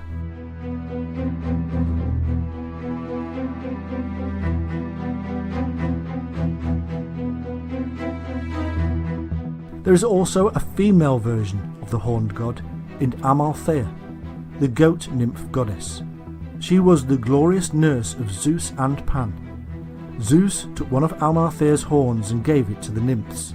It became the Horn of Plenty, a precursor to the Holy Grail. Upon Zeus becoming the Lord of the universe, he set Amalthea's image among the stars as Capricorn, which has a fish or serpent's tail. On frescoes in the Roman catacombs, the ancient pagans drew images of the sea-goat carrying the caduceus, therefore linking the horned god with the healing and wise elements of the serpent. This image alone, as the goat of Mendes, was to move into alchemical and Kabbalistic circles much later on. The Wandering Jew and the horned god, Osiris and Dionysius, all are synonymous now with the infamous Green Man. The Green Man, or indeed woman, can be seen across the world in medieval and even modern cathedrals and churches. Many will now be familiar with the chapel at Roslin and the many hundreds of green men depicted there, peering from their foliage hideaways. However, take a trip to South Westminster or Lichfield Cathedral in England, and you will find many more. In fact, there are thousands of green men and women across Europe. These depictions are ancient and have been distinct pagan origins, and now that we understand our diverse pagan heritage included the worship of the serpent, and the many things that this entails, we must also understand that Christianity adopted it. The Green Man is the fertile god of nature, the god of life, and it is therefore only fitting that he has a consort and a female version of equal status. The fact that there are less female green deities poking out of stone trees from the church wall is simply because Christianity took on the paternal aspects of the Jewish religion. In truth, a rich, fertile and active nature simply had to have a dual nature of male and female, and mirror the life of those on our plane of existence. But what are the origins and meanings behind this peculiar little character? Could it be from the idea in the time of Moses that the area of snakebite turned green? The green man or woman was therefore not necessarily green to the foliage, but may have been due to the idea that he or she was immortal due to the healing venom of the snake. El-Qadir is the Arabic term meaning green, and is said by some to be linked to the infamous Sumerian Gilgamesh. Gilgamesh, in one epic tale, tried to find the herb that brings eternal life, the elixir, but a snake steals it while he is taking a bath. Gilgamesh is also the one who cuts the chalupu tree, which is surrounded by serpents at its base.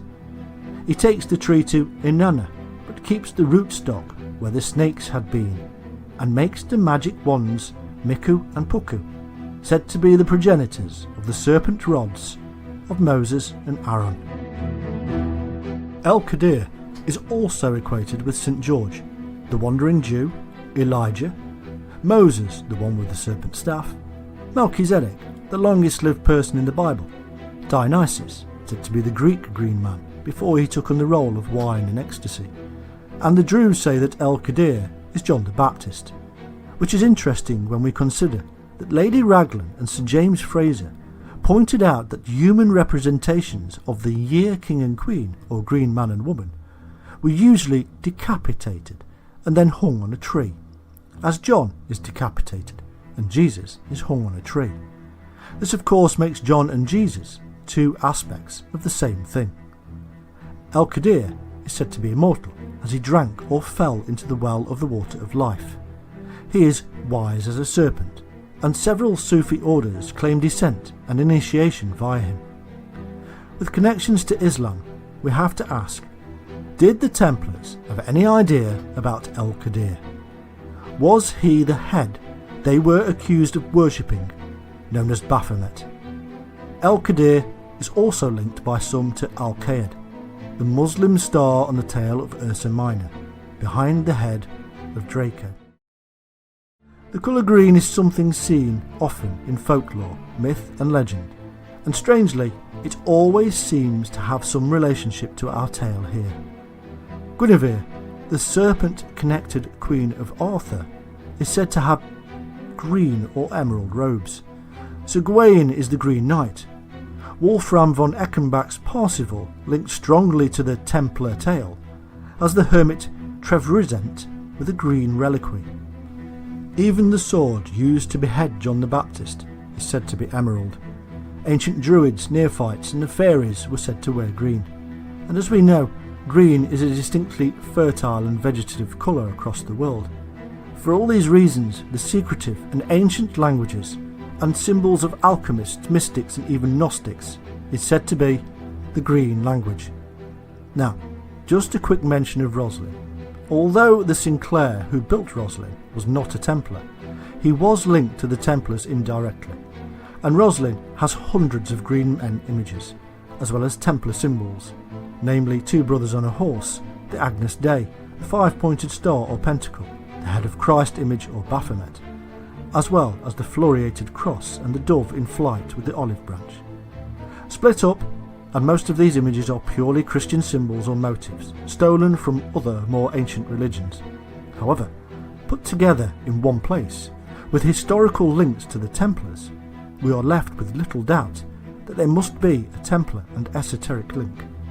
But inside Roslin, one is always overcome with the sheer scale of the vegetation.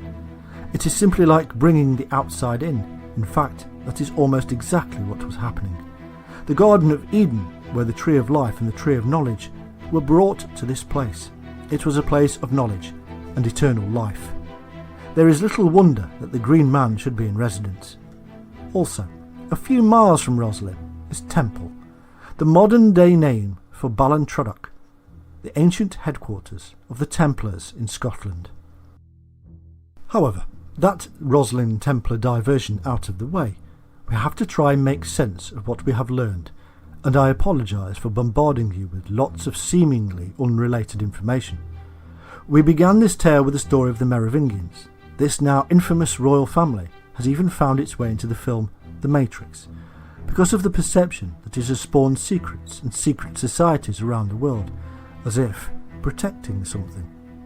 This whole mythos has in fact become one of the best money spinners in the literary and film worlds. We are fed little bits of information, most of which is an outright scandalous set of lies created to bolster theories that simply do not hold water, and all the time we are forced away from the simple historical truths which underpin the balderdash spoken, the same way that the Templars' true purpose was hidden beneath words such as poverty. There is no relationship between the supposed lineage of Jesus and Mary to shape-shifting reptiles. There is no lineage, except that created in the mind of man. In fact, it would be a far stretch of the historian's imagination to accept that a real Christ existed at all in the form that is constantly rammed down our throats. Jesus, as we can clearly see, was the culmination of a great many pagan deities, and all of them, without exception, are linked in one way or another to the worship of the wise serpent and to the power of the sun. It is therefore no stretch of the imagination to understand that the character of Jesus was in part based upon these serpent deities. Just look at the shedding of the skin, whereby the snake crawls into a dark place and leaves behind its skin and then emerges born again. The same thing happened to Christ, as he died on the tree, was placed in the tomb, and once risen to new life, left behind his old skin or shroud. In Africa and elsewhere, the snake is still pinned to the tree as a votive offering or sacrifice for the health of the tribe. In some places, it is even pierced on the side. Christ was equated to the brazen serpent of Moses, and we are told to be as wise as serpents. In truth, the ancient and pagan worship of the wise serpent has slithered unseen into our so-called modern religions. What there is, in fact, as we can see from the disparate evidence presented above, is a whole host of clues laid bare before our eyes. All we have to do is eradicate the preconceived thoughts that are in our minds. These thoughts were placed there at Sunday school, in textbooks, and from the silver screen, or indeed from the now imposing internet. Try to break a boundary here for me for a moment. Imagine, if you will, a world that holds no mystery. No, this isn't the beginning of a John Lennon song. It is a serious attempt to alter our perspective. Imagine that there are no ghosts, no aliens, no Loch Ness Monster or Bigfoot. Just imagine that man simply evolved over vast periods of time, and to a point where he suddenly, or slowly, became conscious of the world around him, and his own place in it. It's like looking at a monkey and watching as it looks around, picks up a few things, and then something comes into its mind and it's startled. We can see in its eyes and actions that it is scared to death. It has suddenly realised that it is as sentient and quite separate from the world around him. He looks at the other monkeys now with the austere gaze and pities them. But he's also very different now, and so he takes himself away from nature and begins to use the world around him for products it can supply. Gradually, like a baby, his mind tries to work out how everything is put together and how to take them apart. He wants to know what those points of lights are in the sky, what that big yellow round thing is, and the white one that changes shape at night. He'd never spotted that before, and so he analyses everything. A few thousand years pass by and the descendants of our little monkey are losing their hair because they have covered their bodies in the skin of other animals for the cold and wet times. They are using their minds, working out how to kill bigger and bigger quantities of animals for meat, which they have found gives them more satisfaction than eating vegetables and fruit matter all day long. Now they have more time on their hands, a concept they had no idea of before they became conscious. Time passes slowly, and the mind develops. Some, in the growing groups, want to know more, and as they question, they become fearful of the dark night, the deep waters and the burning summers. Noises come from the woods that they no longer know, because they have been away too long from that level of nature, and so they wish to understand. The new world of the stars, sun, moon, raging waters, reflections, and the death, all must be explained or avoided. For thousands of years these new men experiment with the natural world and discover all kinds of cures and even mind-altering drugs. Then one crippled little monkey man takes some strange-looking mushroom, and in his own mind he disappears into another world, a world that the new consciousness becomes aware of as the unconscious world of the imagination. But these concepts are not yet born, and so this other world is real, very real. And when the monkey man returns, he tells the others of his vision trip. He is so adamant in his belief that others try the process too and experience archetypal visions, and so also believe the process to be real. They see spirals and strange serpentine shapes that modern research has proven to be at the deepest level of our psyche, and so when awake they spot these shapes all around them and see the snake disappear into the other world and emerge with new life. It is a special animal, more special than all the others. Years pass, and we now see large wooden buildings, circles of trees and pathways, all mirroring these other worlds. Pictures are painted on these structures and inside caves of the wonderful otherworldly visions. Men and women have been chosen to access these worlds for the rest of the growing tribe, and they become healers and guides, medicine men and priests.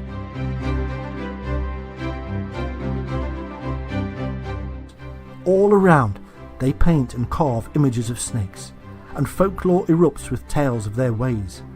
These new priests take a name, serpent priests and shining ones, and very soon they are even forming their own child's head into elongated shapes of the snake. This is not fanciful imagination. This is not aliens or beings from other dimensions. This is hard archaeological and historical fact. The evidence is there. We zoom forward now to the 21st century, and what do we find? Modern myths of saviours and Christmen who can access other worlds, tales of green men and immortal shaman-like semi-deities, and now stone buildings with beautiful depictions of myths that stretch back in time to our ancient monkey man, who sat one day and almost fell off his perch when he realised what the hell he was. We also see another myth forming. These Merovingians are said to be a dynasty of Frankish priest kings with magical powers.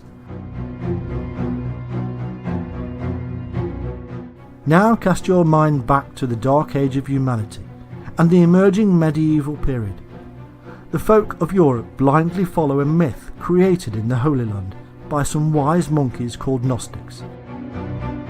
A tale of a man who was the son of a god. It is all taken so literally, so simply. But life is hard, and death and pain are everywhere, and an idea of a crusade comes forth to go and save souls in the Holy Land. In battle and death, suffering men can find atonement for their sins and a glorious life in heaven. And so, in their thousands, they depart and battle the might of Islam. They take the holy city of Jerusalem. But, along the way, men with minds meet and communicate with holy men from other faiths. Such conversations were impossible in Europe. New influences are now at play. New concepts that there is more to the spiritual life than just the simple literal Christianity. In fact, these men of thought soon discover that their own religion is in fact based upon much older myths of serpent worship and immortality through the power of the sun and snake. A concept so wholly encompassed in the idea of the Holy Grail. The cup that holds the blood of the one true great serpent god himself. The cup that is the mind of the illuminated. Imagine then, also, the fact that these newfound truths were pure heresy in a world dominated by the power of a vicious Catholic Church who jealously guards its literalisms of the Gnostic texts. Nobody would dare to openly speak of such truths in a world of utter and complete control by the ruling elite. And so the truths are hidden, coded and kept secret. New groups are formed that protect these secrets and pass them on through time. This stream of information from one generation to another became symbolised in the bloodline. The truth of the Holy Grail passed down from one age to another through the long line of initiates via the sacred bloodline of secrets. This is the truth, that all of the secrets were in fact hidden in plain sight, and the key to understanding them was protected throughout the dark period of Catholic control. The Templars did discover the Grail, or truth, and they did pass on its knowledge. In this way, what they did was heresy, and that had to be stamped out. So many stories came so close, and yet were so far away.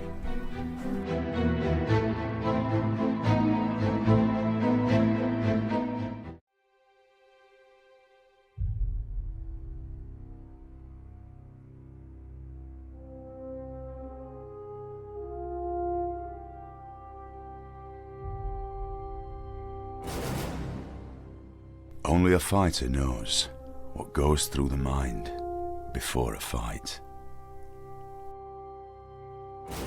The preparations, the rituals to mask the fear. Fear of these last moments of uncertainty before it's time to face the crowd.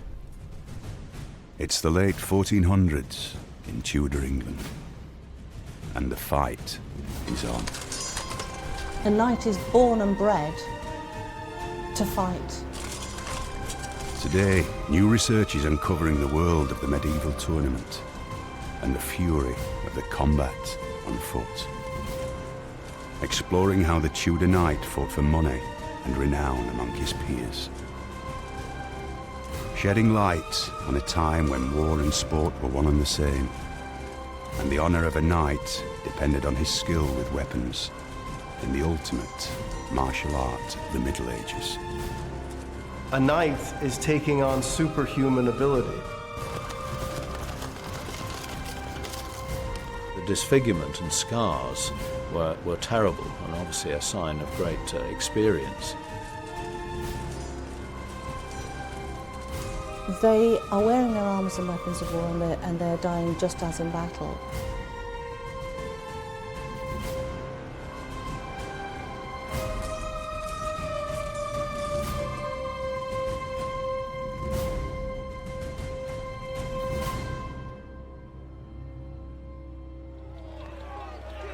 Throughout history, men and women have faced one another in personal combat.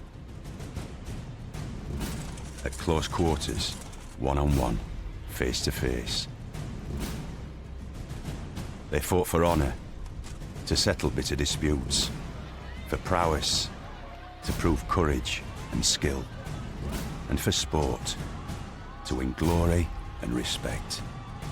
From the pageantry of the medieval tournament ground, through the deadly rituals of duelists on the field of honour, to the savage backstreet arena of the bare-knuckle prize ring. It's these worlds that Fight Club explores.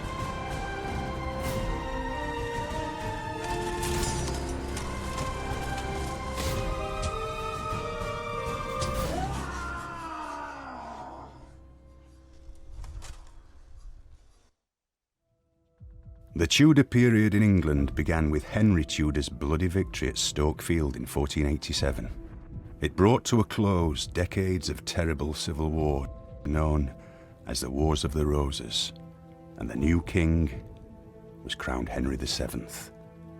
The tourney, or tournament, was the ultimate martial arts competition throughout the medieval period. It was confined to the upper levels of society, the knights. Only wealthy aristocrats could afford the vastly expensive armour, weapons, and retainers needed to take part. A knight has huge cultural importance. He's not just a warrior, he's a lord, he's a leader of men, he's a symbol. He's a heroic symbol. Karen Watts is Senior Curator of European Armour at the Royal Armouries in Leeds. She's one of the country's leading experts on the study and conservation of armour throughout history. But it's the iconic medieval knight that sparked her interest right from the start.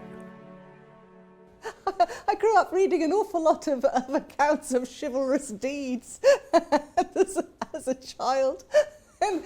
And I was taken to the Tower of London, and there they were, these knights, actually, as though they'd stepped out of the pages of, you know, of all of these great chivalric romances of an Arthurian legend. And so I connected with it. They were actually men from the past right here in the present with me. Originally based at the Tower of London, the Royal Armouries is Britain's oldest museum and is among the oldest anywhere in the world.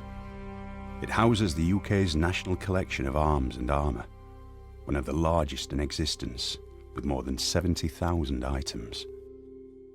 Well, the amazing thing about armour is that it is material culture. It's so much better than just simple written archives that are descriptive and will give you a certain amount of information. The objects talk, and the whole thing that I am aiming to do is to get those objects to speak to me. And they've travelled from the past, they've had a history. And then aside from that, there's all the great artistry of the object. It's displaying the skills of those craftsmen in the past that we can visibly see and study now. So it's sculpture in steel as well as being a piece of bodily protection. It's completely functional. Ivan Williams is a sculptor and artist. He's been studying arms and armour for most of his life, and he's fascinated by the skill and craftsmanship of the people hundreds of years ago who produced them. It's an almost completely forgotten art. As a designer and artist, the most inspiring thing in life, you realise, is nature. Everything around you is so much greater than anything we can ever make ourselves. Animals evolve to be certain things in certain environments, to defend themselves, to be able to move, fly, swim, whatever. Armour evolved to protect people. It's just like growing a carapace over yourself, and it's made by another craftsman to fit you. It's tailor-made. It has to function. It has to be also strong enough to stop penetration of sharp and pointed weapons. And at the same time, follow the fashion of the day. Ivan Williams has come to the Royal Armouries to meet with Karen and find out more about the way armour was made and see for himself some of the most important surviving pieces in the world.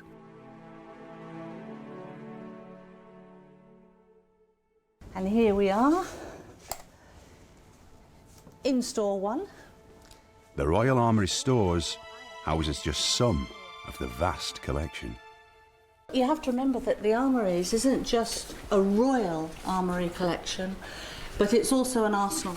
Yes. So it's here that we have the repository of the armour and equipment for all the royal soldiers. So we have many, many rows and types of the same thing. It's where the armour can be studied and conserved.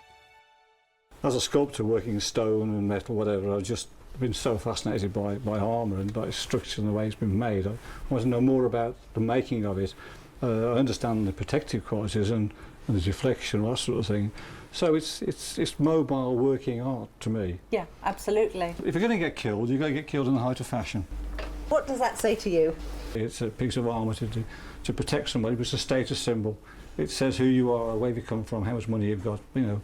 Everything about it is so beautiful. Absolutely. If you could afford to have your own armourer, yeah, you are at the very, very top. I don't think anyone realises how hard it is to just do anything with a piece of steel. Yeah, and of course there is a very close relationship between the patron, the man who's going to wear this, and his armourer. This has to fit perfectly like a second shell or a second skin. Yeah.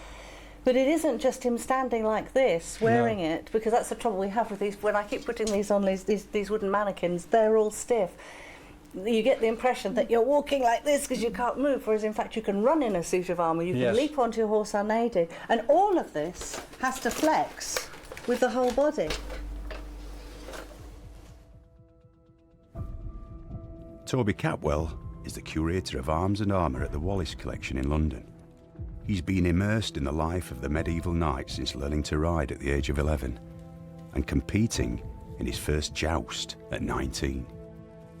Alongside his academic career, he competes in medieval tournaments in Europe and America, both jousting and in combat on foot. Over decades of careful research and practical experience, he's explored how a knight's armour worked as an integrated system. The story of armor is as old as the story of warriors and goes back probably all the way to the Stone Age. But give us 4,000 or 5,000 years and we end up in the 15th century when the archetypal full plate armor had developed. And this is not a simple thing, covering the human body, which moves dynamically in many different ways with plates of hardened steel. And it took several hundred years to develop the perfect human exoskeleton, essentially. And you can study this in libraries and museums all you like, but after a certain point, to really understand it, you need to get inside. There are no manuals or master armourers to consult. The only way to find out is to reproduce medieval armour to the most exacting standards possible, and then try and make it work on the body. Well, getting a full plate armor on is quite an involved process, and it's not something you do in a hurry. I mean, if I really needed to, I could get this armor on in about 15-20 minutes. But really, I want to take my time. I want to make sure every single piece is precisely right. And if I'm taking my time, putting an armor on from head to foot takes about an hour. We always fixate on the metal bits, because that's the exciting part, the obvious part of an armor. But what's going on underneath is just as important. You know, the garments that you wear underneath the armor are absolutely crucial. And the doublet especially, the coat that I'm wearing is essentially a foundation garment.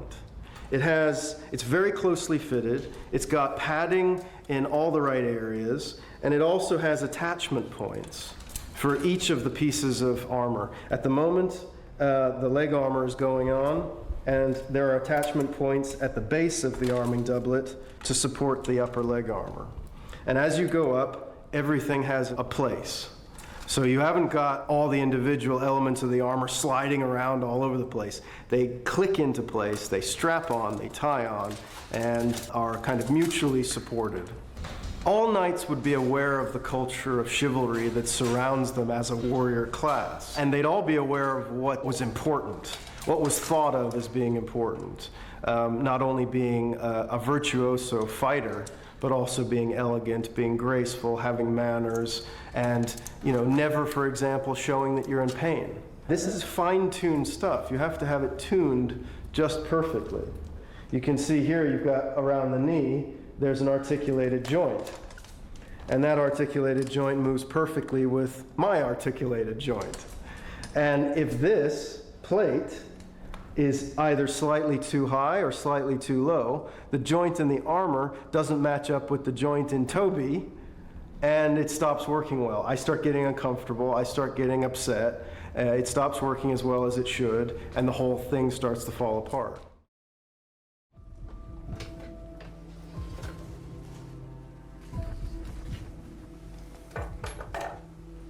Look at this turning joint. Isn't that cunning? That is, I mean, and it doesn't look like a piece of tubing. No. To do that with a hammer or whatever tool they use. And there's no gap here. Because you're trying to avoid the blade catching on anything. So it swivels perfectly, and the whole arm can fold in. That's really nice. And I mean, when you bend that, see how that fits around that. At no point does it lock up. If you straighten that down, it'll still move, won't it? Yeah. Yes. There you go. Yeah. So that, to actually sort of work out how it's metal to sort of leave, to do that rollover, because that goes right the way around and around the back from what I've seen of them, and it's really quite chunky metal. So to get that rollover, which tapers as well, I mean, it's a beautiful shape, it's even both sides, and then to put this rope form in, the actual line there is difficult enough, without sort of trying to put it in with a chisel or whatever. And to get it on, it's a twin line as well. It's been cut in. It's absolutely beautiful everywhere. Nothing else but admiration. I just wish they knew how they did it.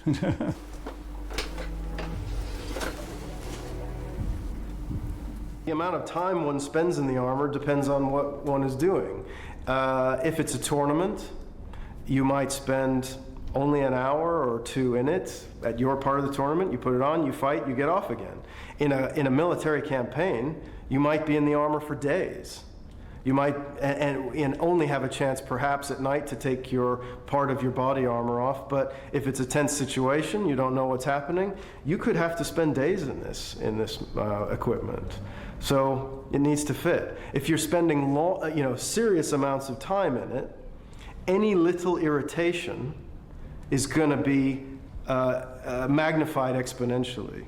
So if I've got a little bit of a lace that's just digging me in the back of the leg, I can put up with that for an hour to joust and then go home. But if I'm in this for a week on campaign, I'm going to be really upset by the end of the first day, and I'm going to be in agony by the next morning.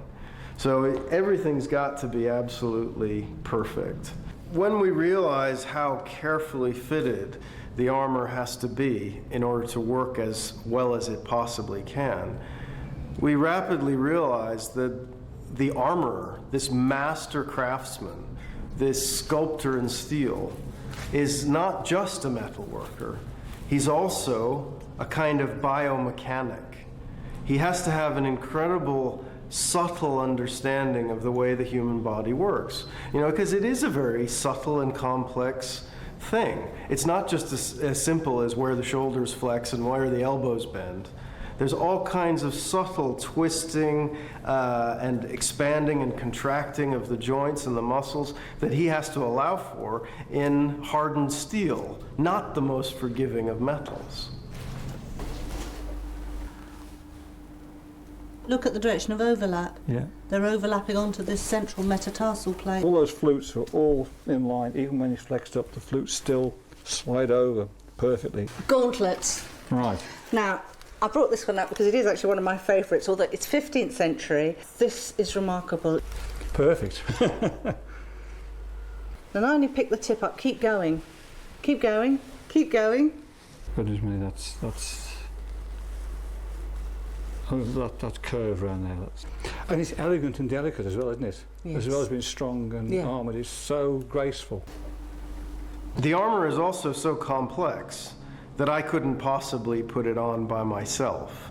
And just as I have someone to help me get my armor on, he would then put his own armor on, and I would have a group of bodyguards around me. We would fight as a unit. Knights never go anywhere by themselves. You know, they have to be individually very skilled, but they also need to work as a team. This is sort of 500 years of evolution for how best to armor the human form. You know, the human form, the skeletal structure, works in a very particular way. But what is the best arrangement of plates, and how does that break down in terms of proportion of the skeletal structure is a really interesting question. You know, it's a kind of roll cage in a way. And even if a high-powered weapon was to get through all of these layers of steel, it still has to travel a fair way through before it gets to me. Most weapons that hit me are just going to bounce off or slip off, or they're not going to grab me.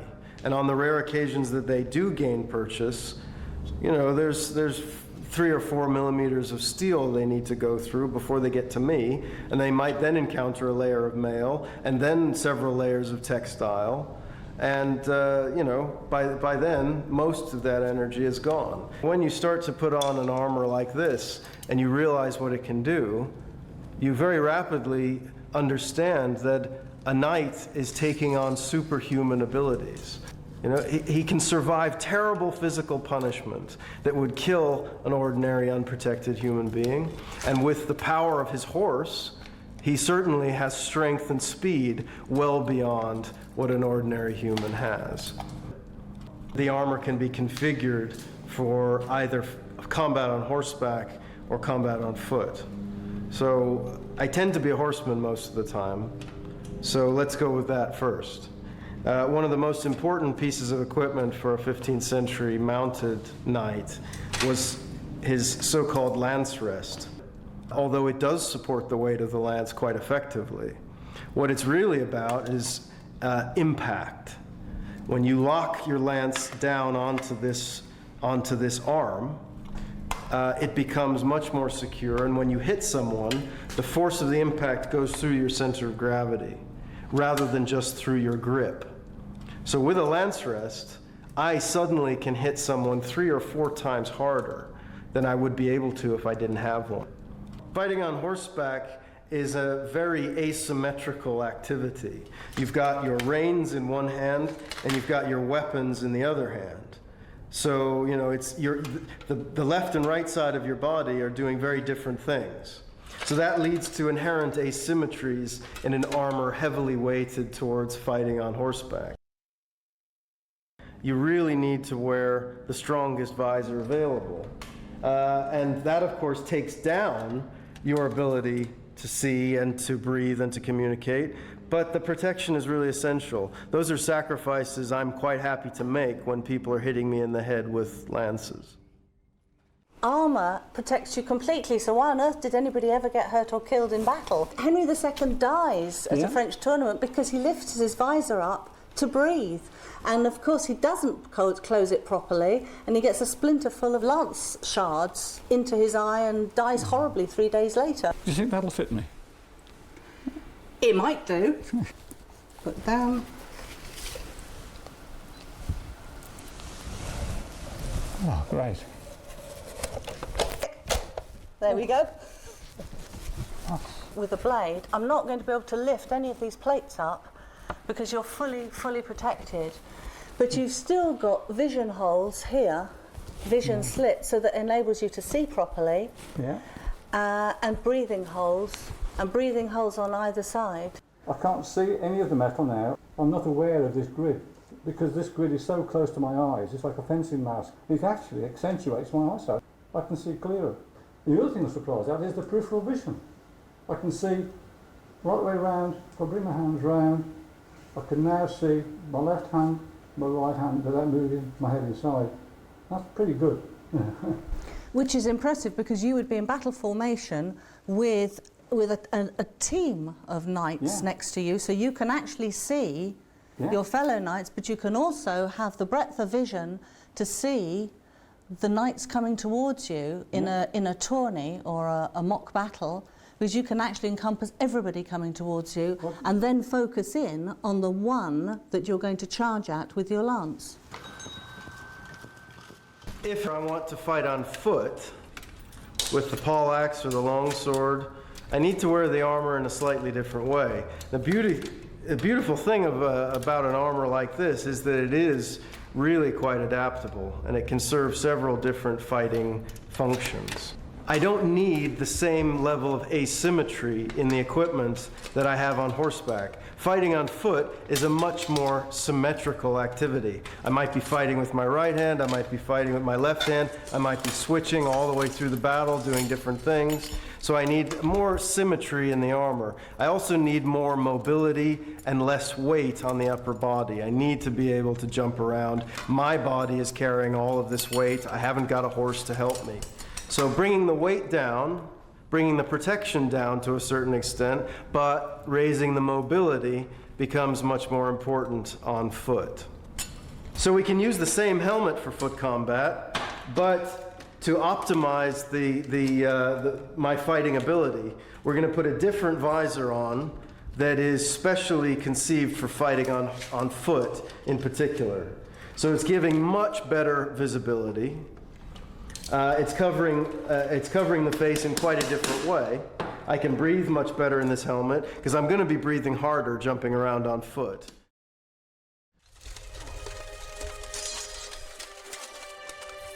Men change when they wear armour. There's something about the way that they suddenly will stand and hold themselves. There's certainly immense belief in their invincibility.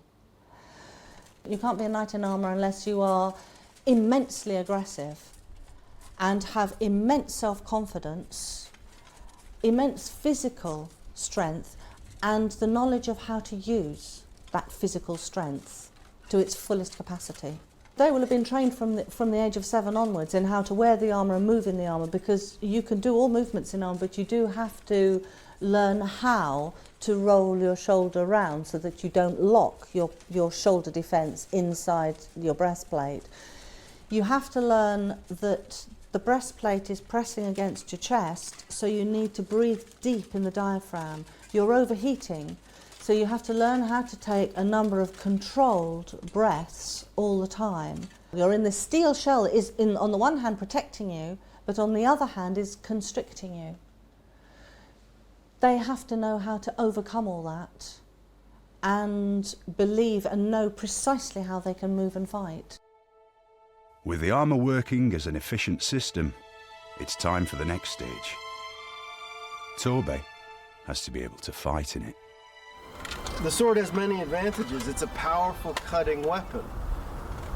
But as soon as you have people clad entirely in hardened steel, cuts are no longer going to do anything. The sort of attacks that I would use if my opponent was unarmored or wearing minimal armor, cuts to the face, cuts to the body, are not really going to do anything against him at all. And a sword can be adapted for fighting in armor, but it has to be used in a very different way. Very often you read about what was called half-swording technique, where actually you're shortening a long sword like this and gaining much more close, very specific control of the point. And the reason to do this is so that you can get in the gaps of the armor, into the face, into the underarms, prizing between the plates rather than trying to pierce them themselves. You know, the center of a knight's armor, certainly in an Italian armor like this, is crossbow proof, it's longbow proof, and it's very frequently firearm proof.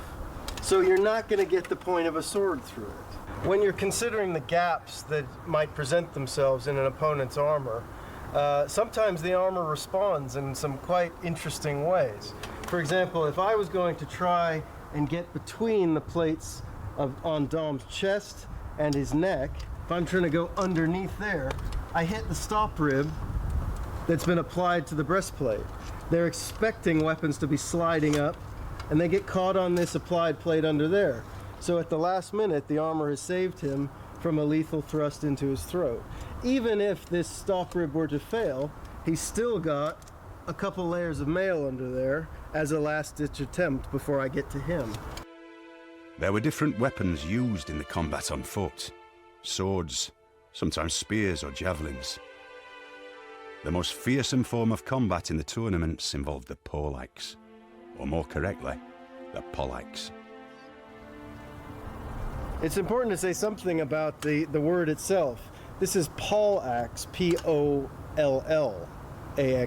or A-X, not pole. It's not a pole weapon, it's a pole weapon. It's a head axe. What that term actually means is probably somewhat debatable. It's been explained by saying, well, it's a weapon for cracking people's heads, but actually you do a lot of other things with it. It could be explained simply because it's a very long axe as opposed to a wood axe or something. It should be as high as your head, so maybe that's the derivation of the word. It's hard to say. And a lot of different heads can be integrated into a weapon like this. This one, for example, has an axe blade combined with a long, sharp fluke on the back, and of course the top spike. It's a strange kind of multi-tool in a way. Whereas another very common variant is to retain that long curved spike, but instead to have a hammer head, a crushing weapon on the other side. The axe blade, again, though more useful than a sword blade, is probably of limited value against a fully armed knight. So switching it round to the beak is probably, if you want to hurt someone, probably the thing to do.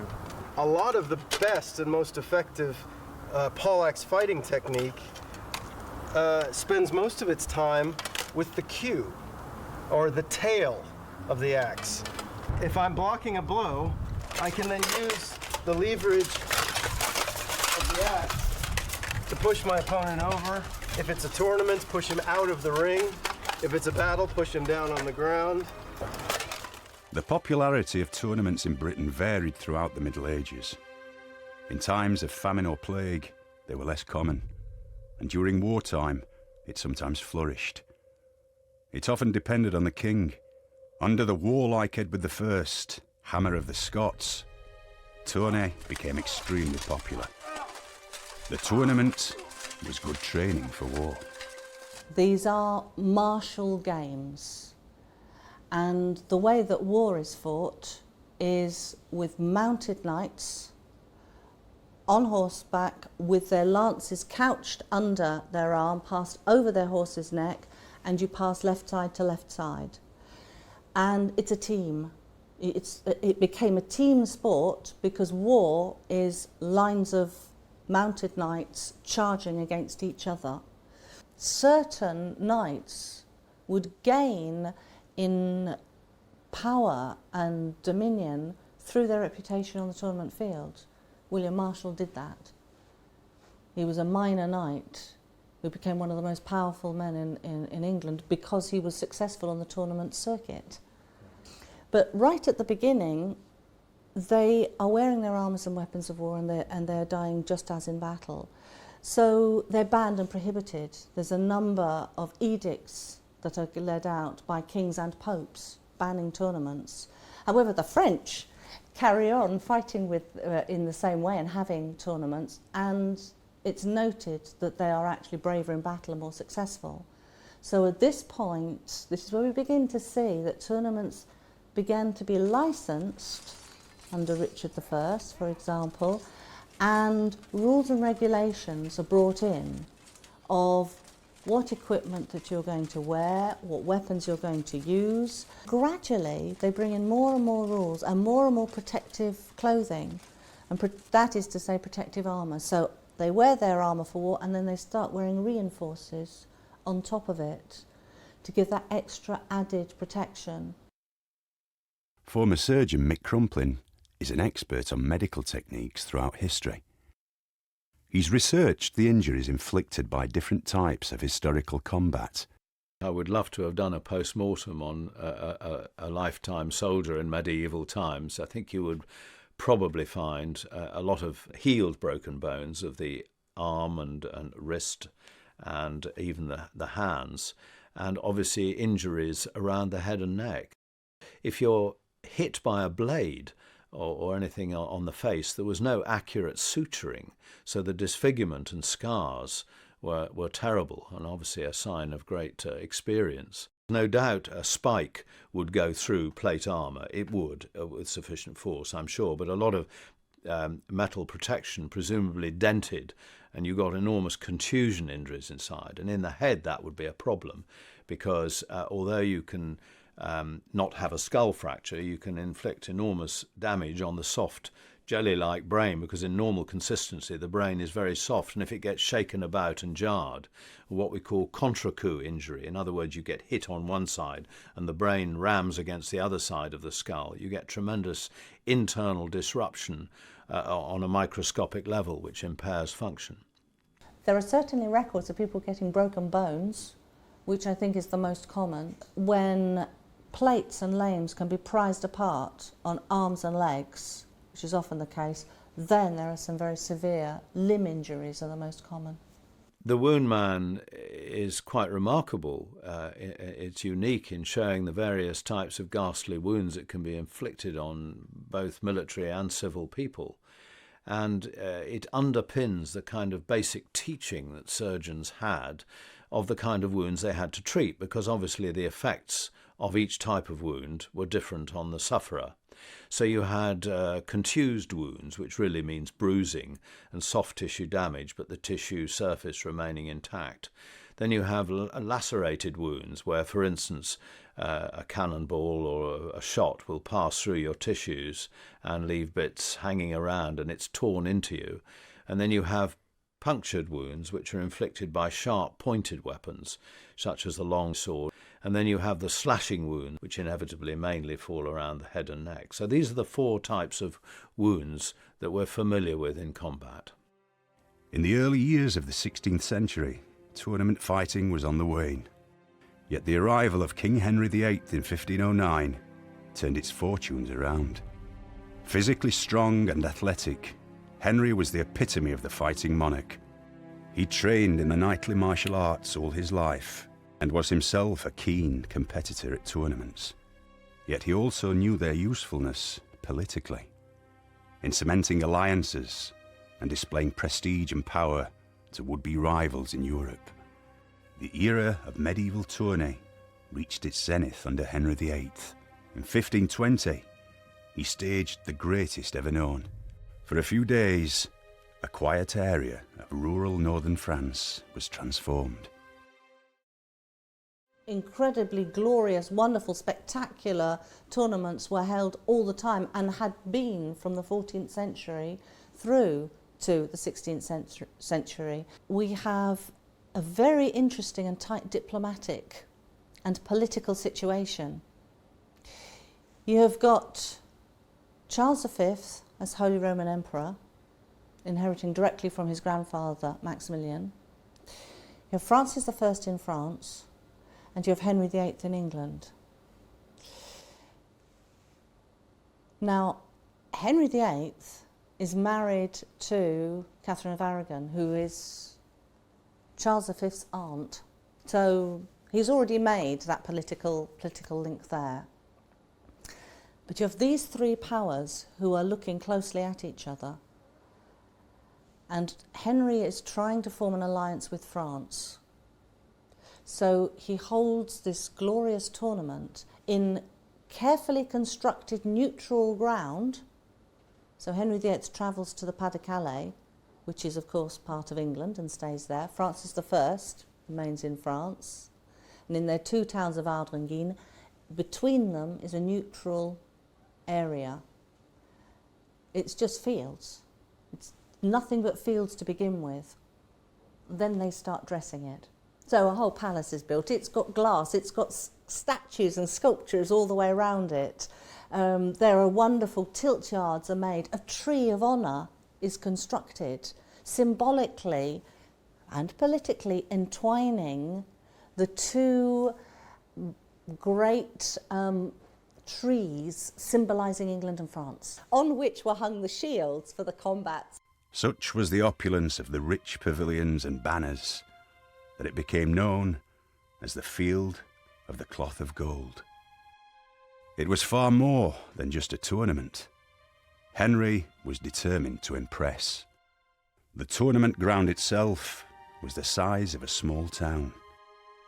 As well as the combat arenas, there were hundreds of tents and marquees, fully fitted with apartments and chambers for their royal residence, painted to look like they were made of stone. There were even silver fountains, which flowed with red and white wine. An amazing amount of luxury was dispensed on just this incredible scene setting. And you think, well, this is all about play acting, this is all about pomp and diplomacy, wonderful parades and processions as each king enters every day, as the queens are there. They break off each Sunday for special masses, and it's all done with glorious pomp and circumstance. But the one thing you have to remember is that these two kings genuinely loved fighting. They had never met each other before. They were curious about each other. They were curious about each other's physicality. Henry commissioned a special suit of armour in which to compete in the combat on foot. It can still be seen in the royal armouries today, complete with telltale mistakes in its decorations, brought about when the armour had to be modified to suit last-minute changes in tournament rules. Henry VIII founds his royal workshop at Greenwich, and he has as his master armourer Martin van Rooyen.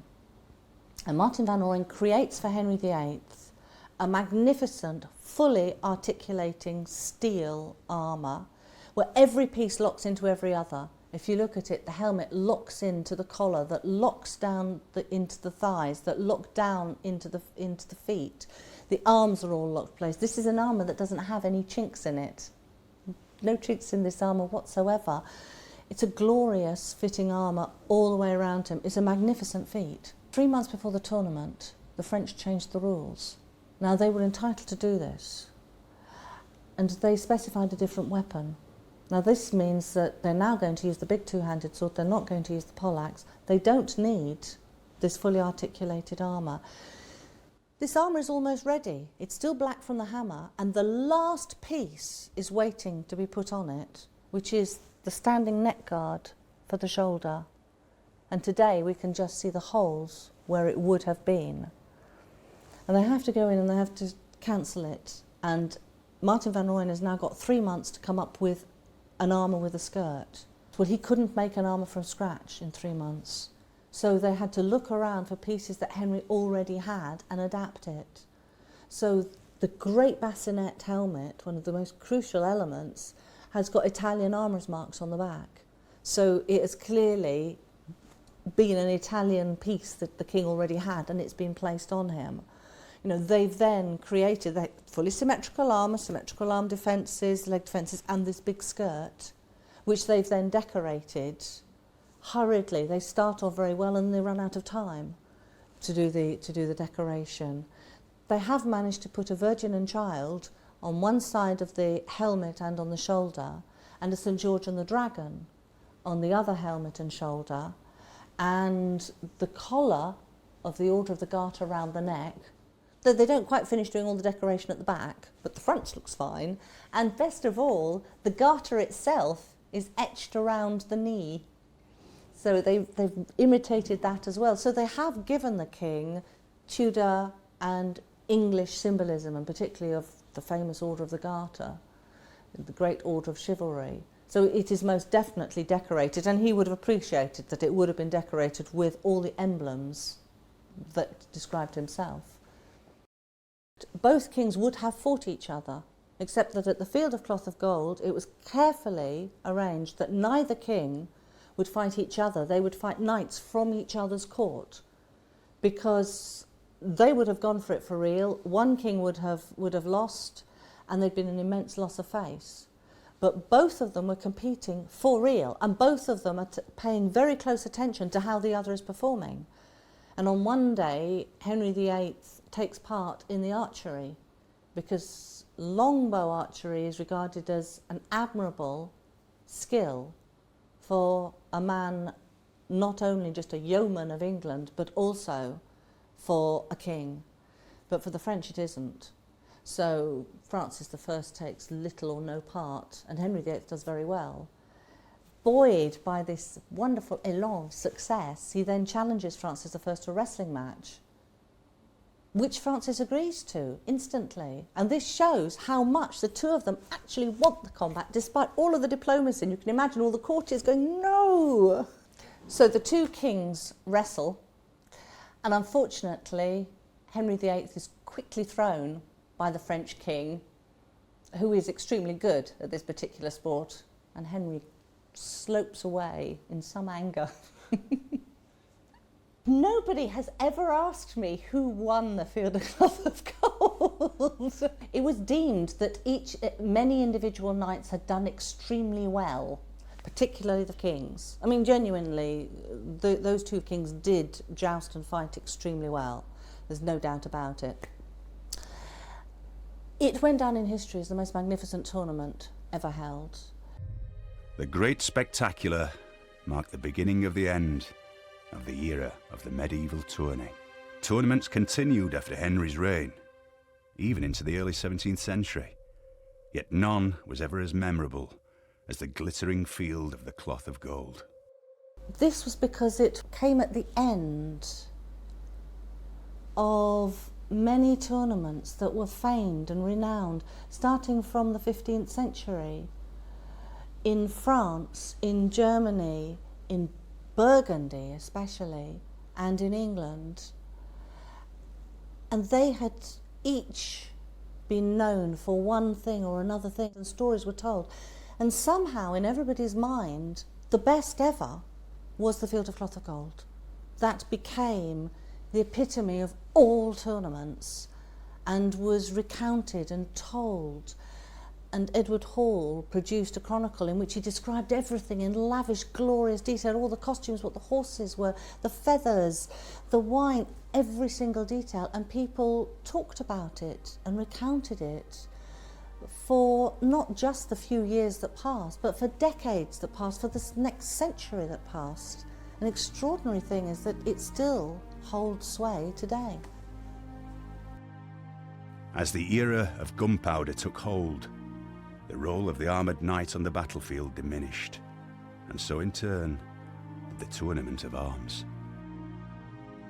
Now, hundreds of years later, the medieval knight, armed with sword or lance, remains a symbol of the far-flung times of the reign of chivalry.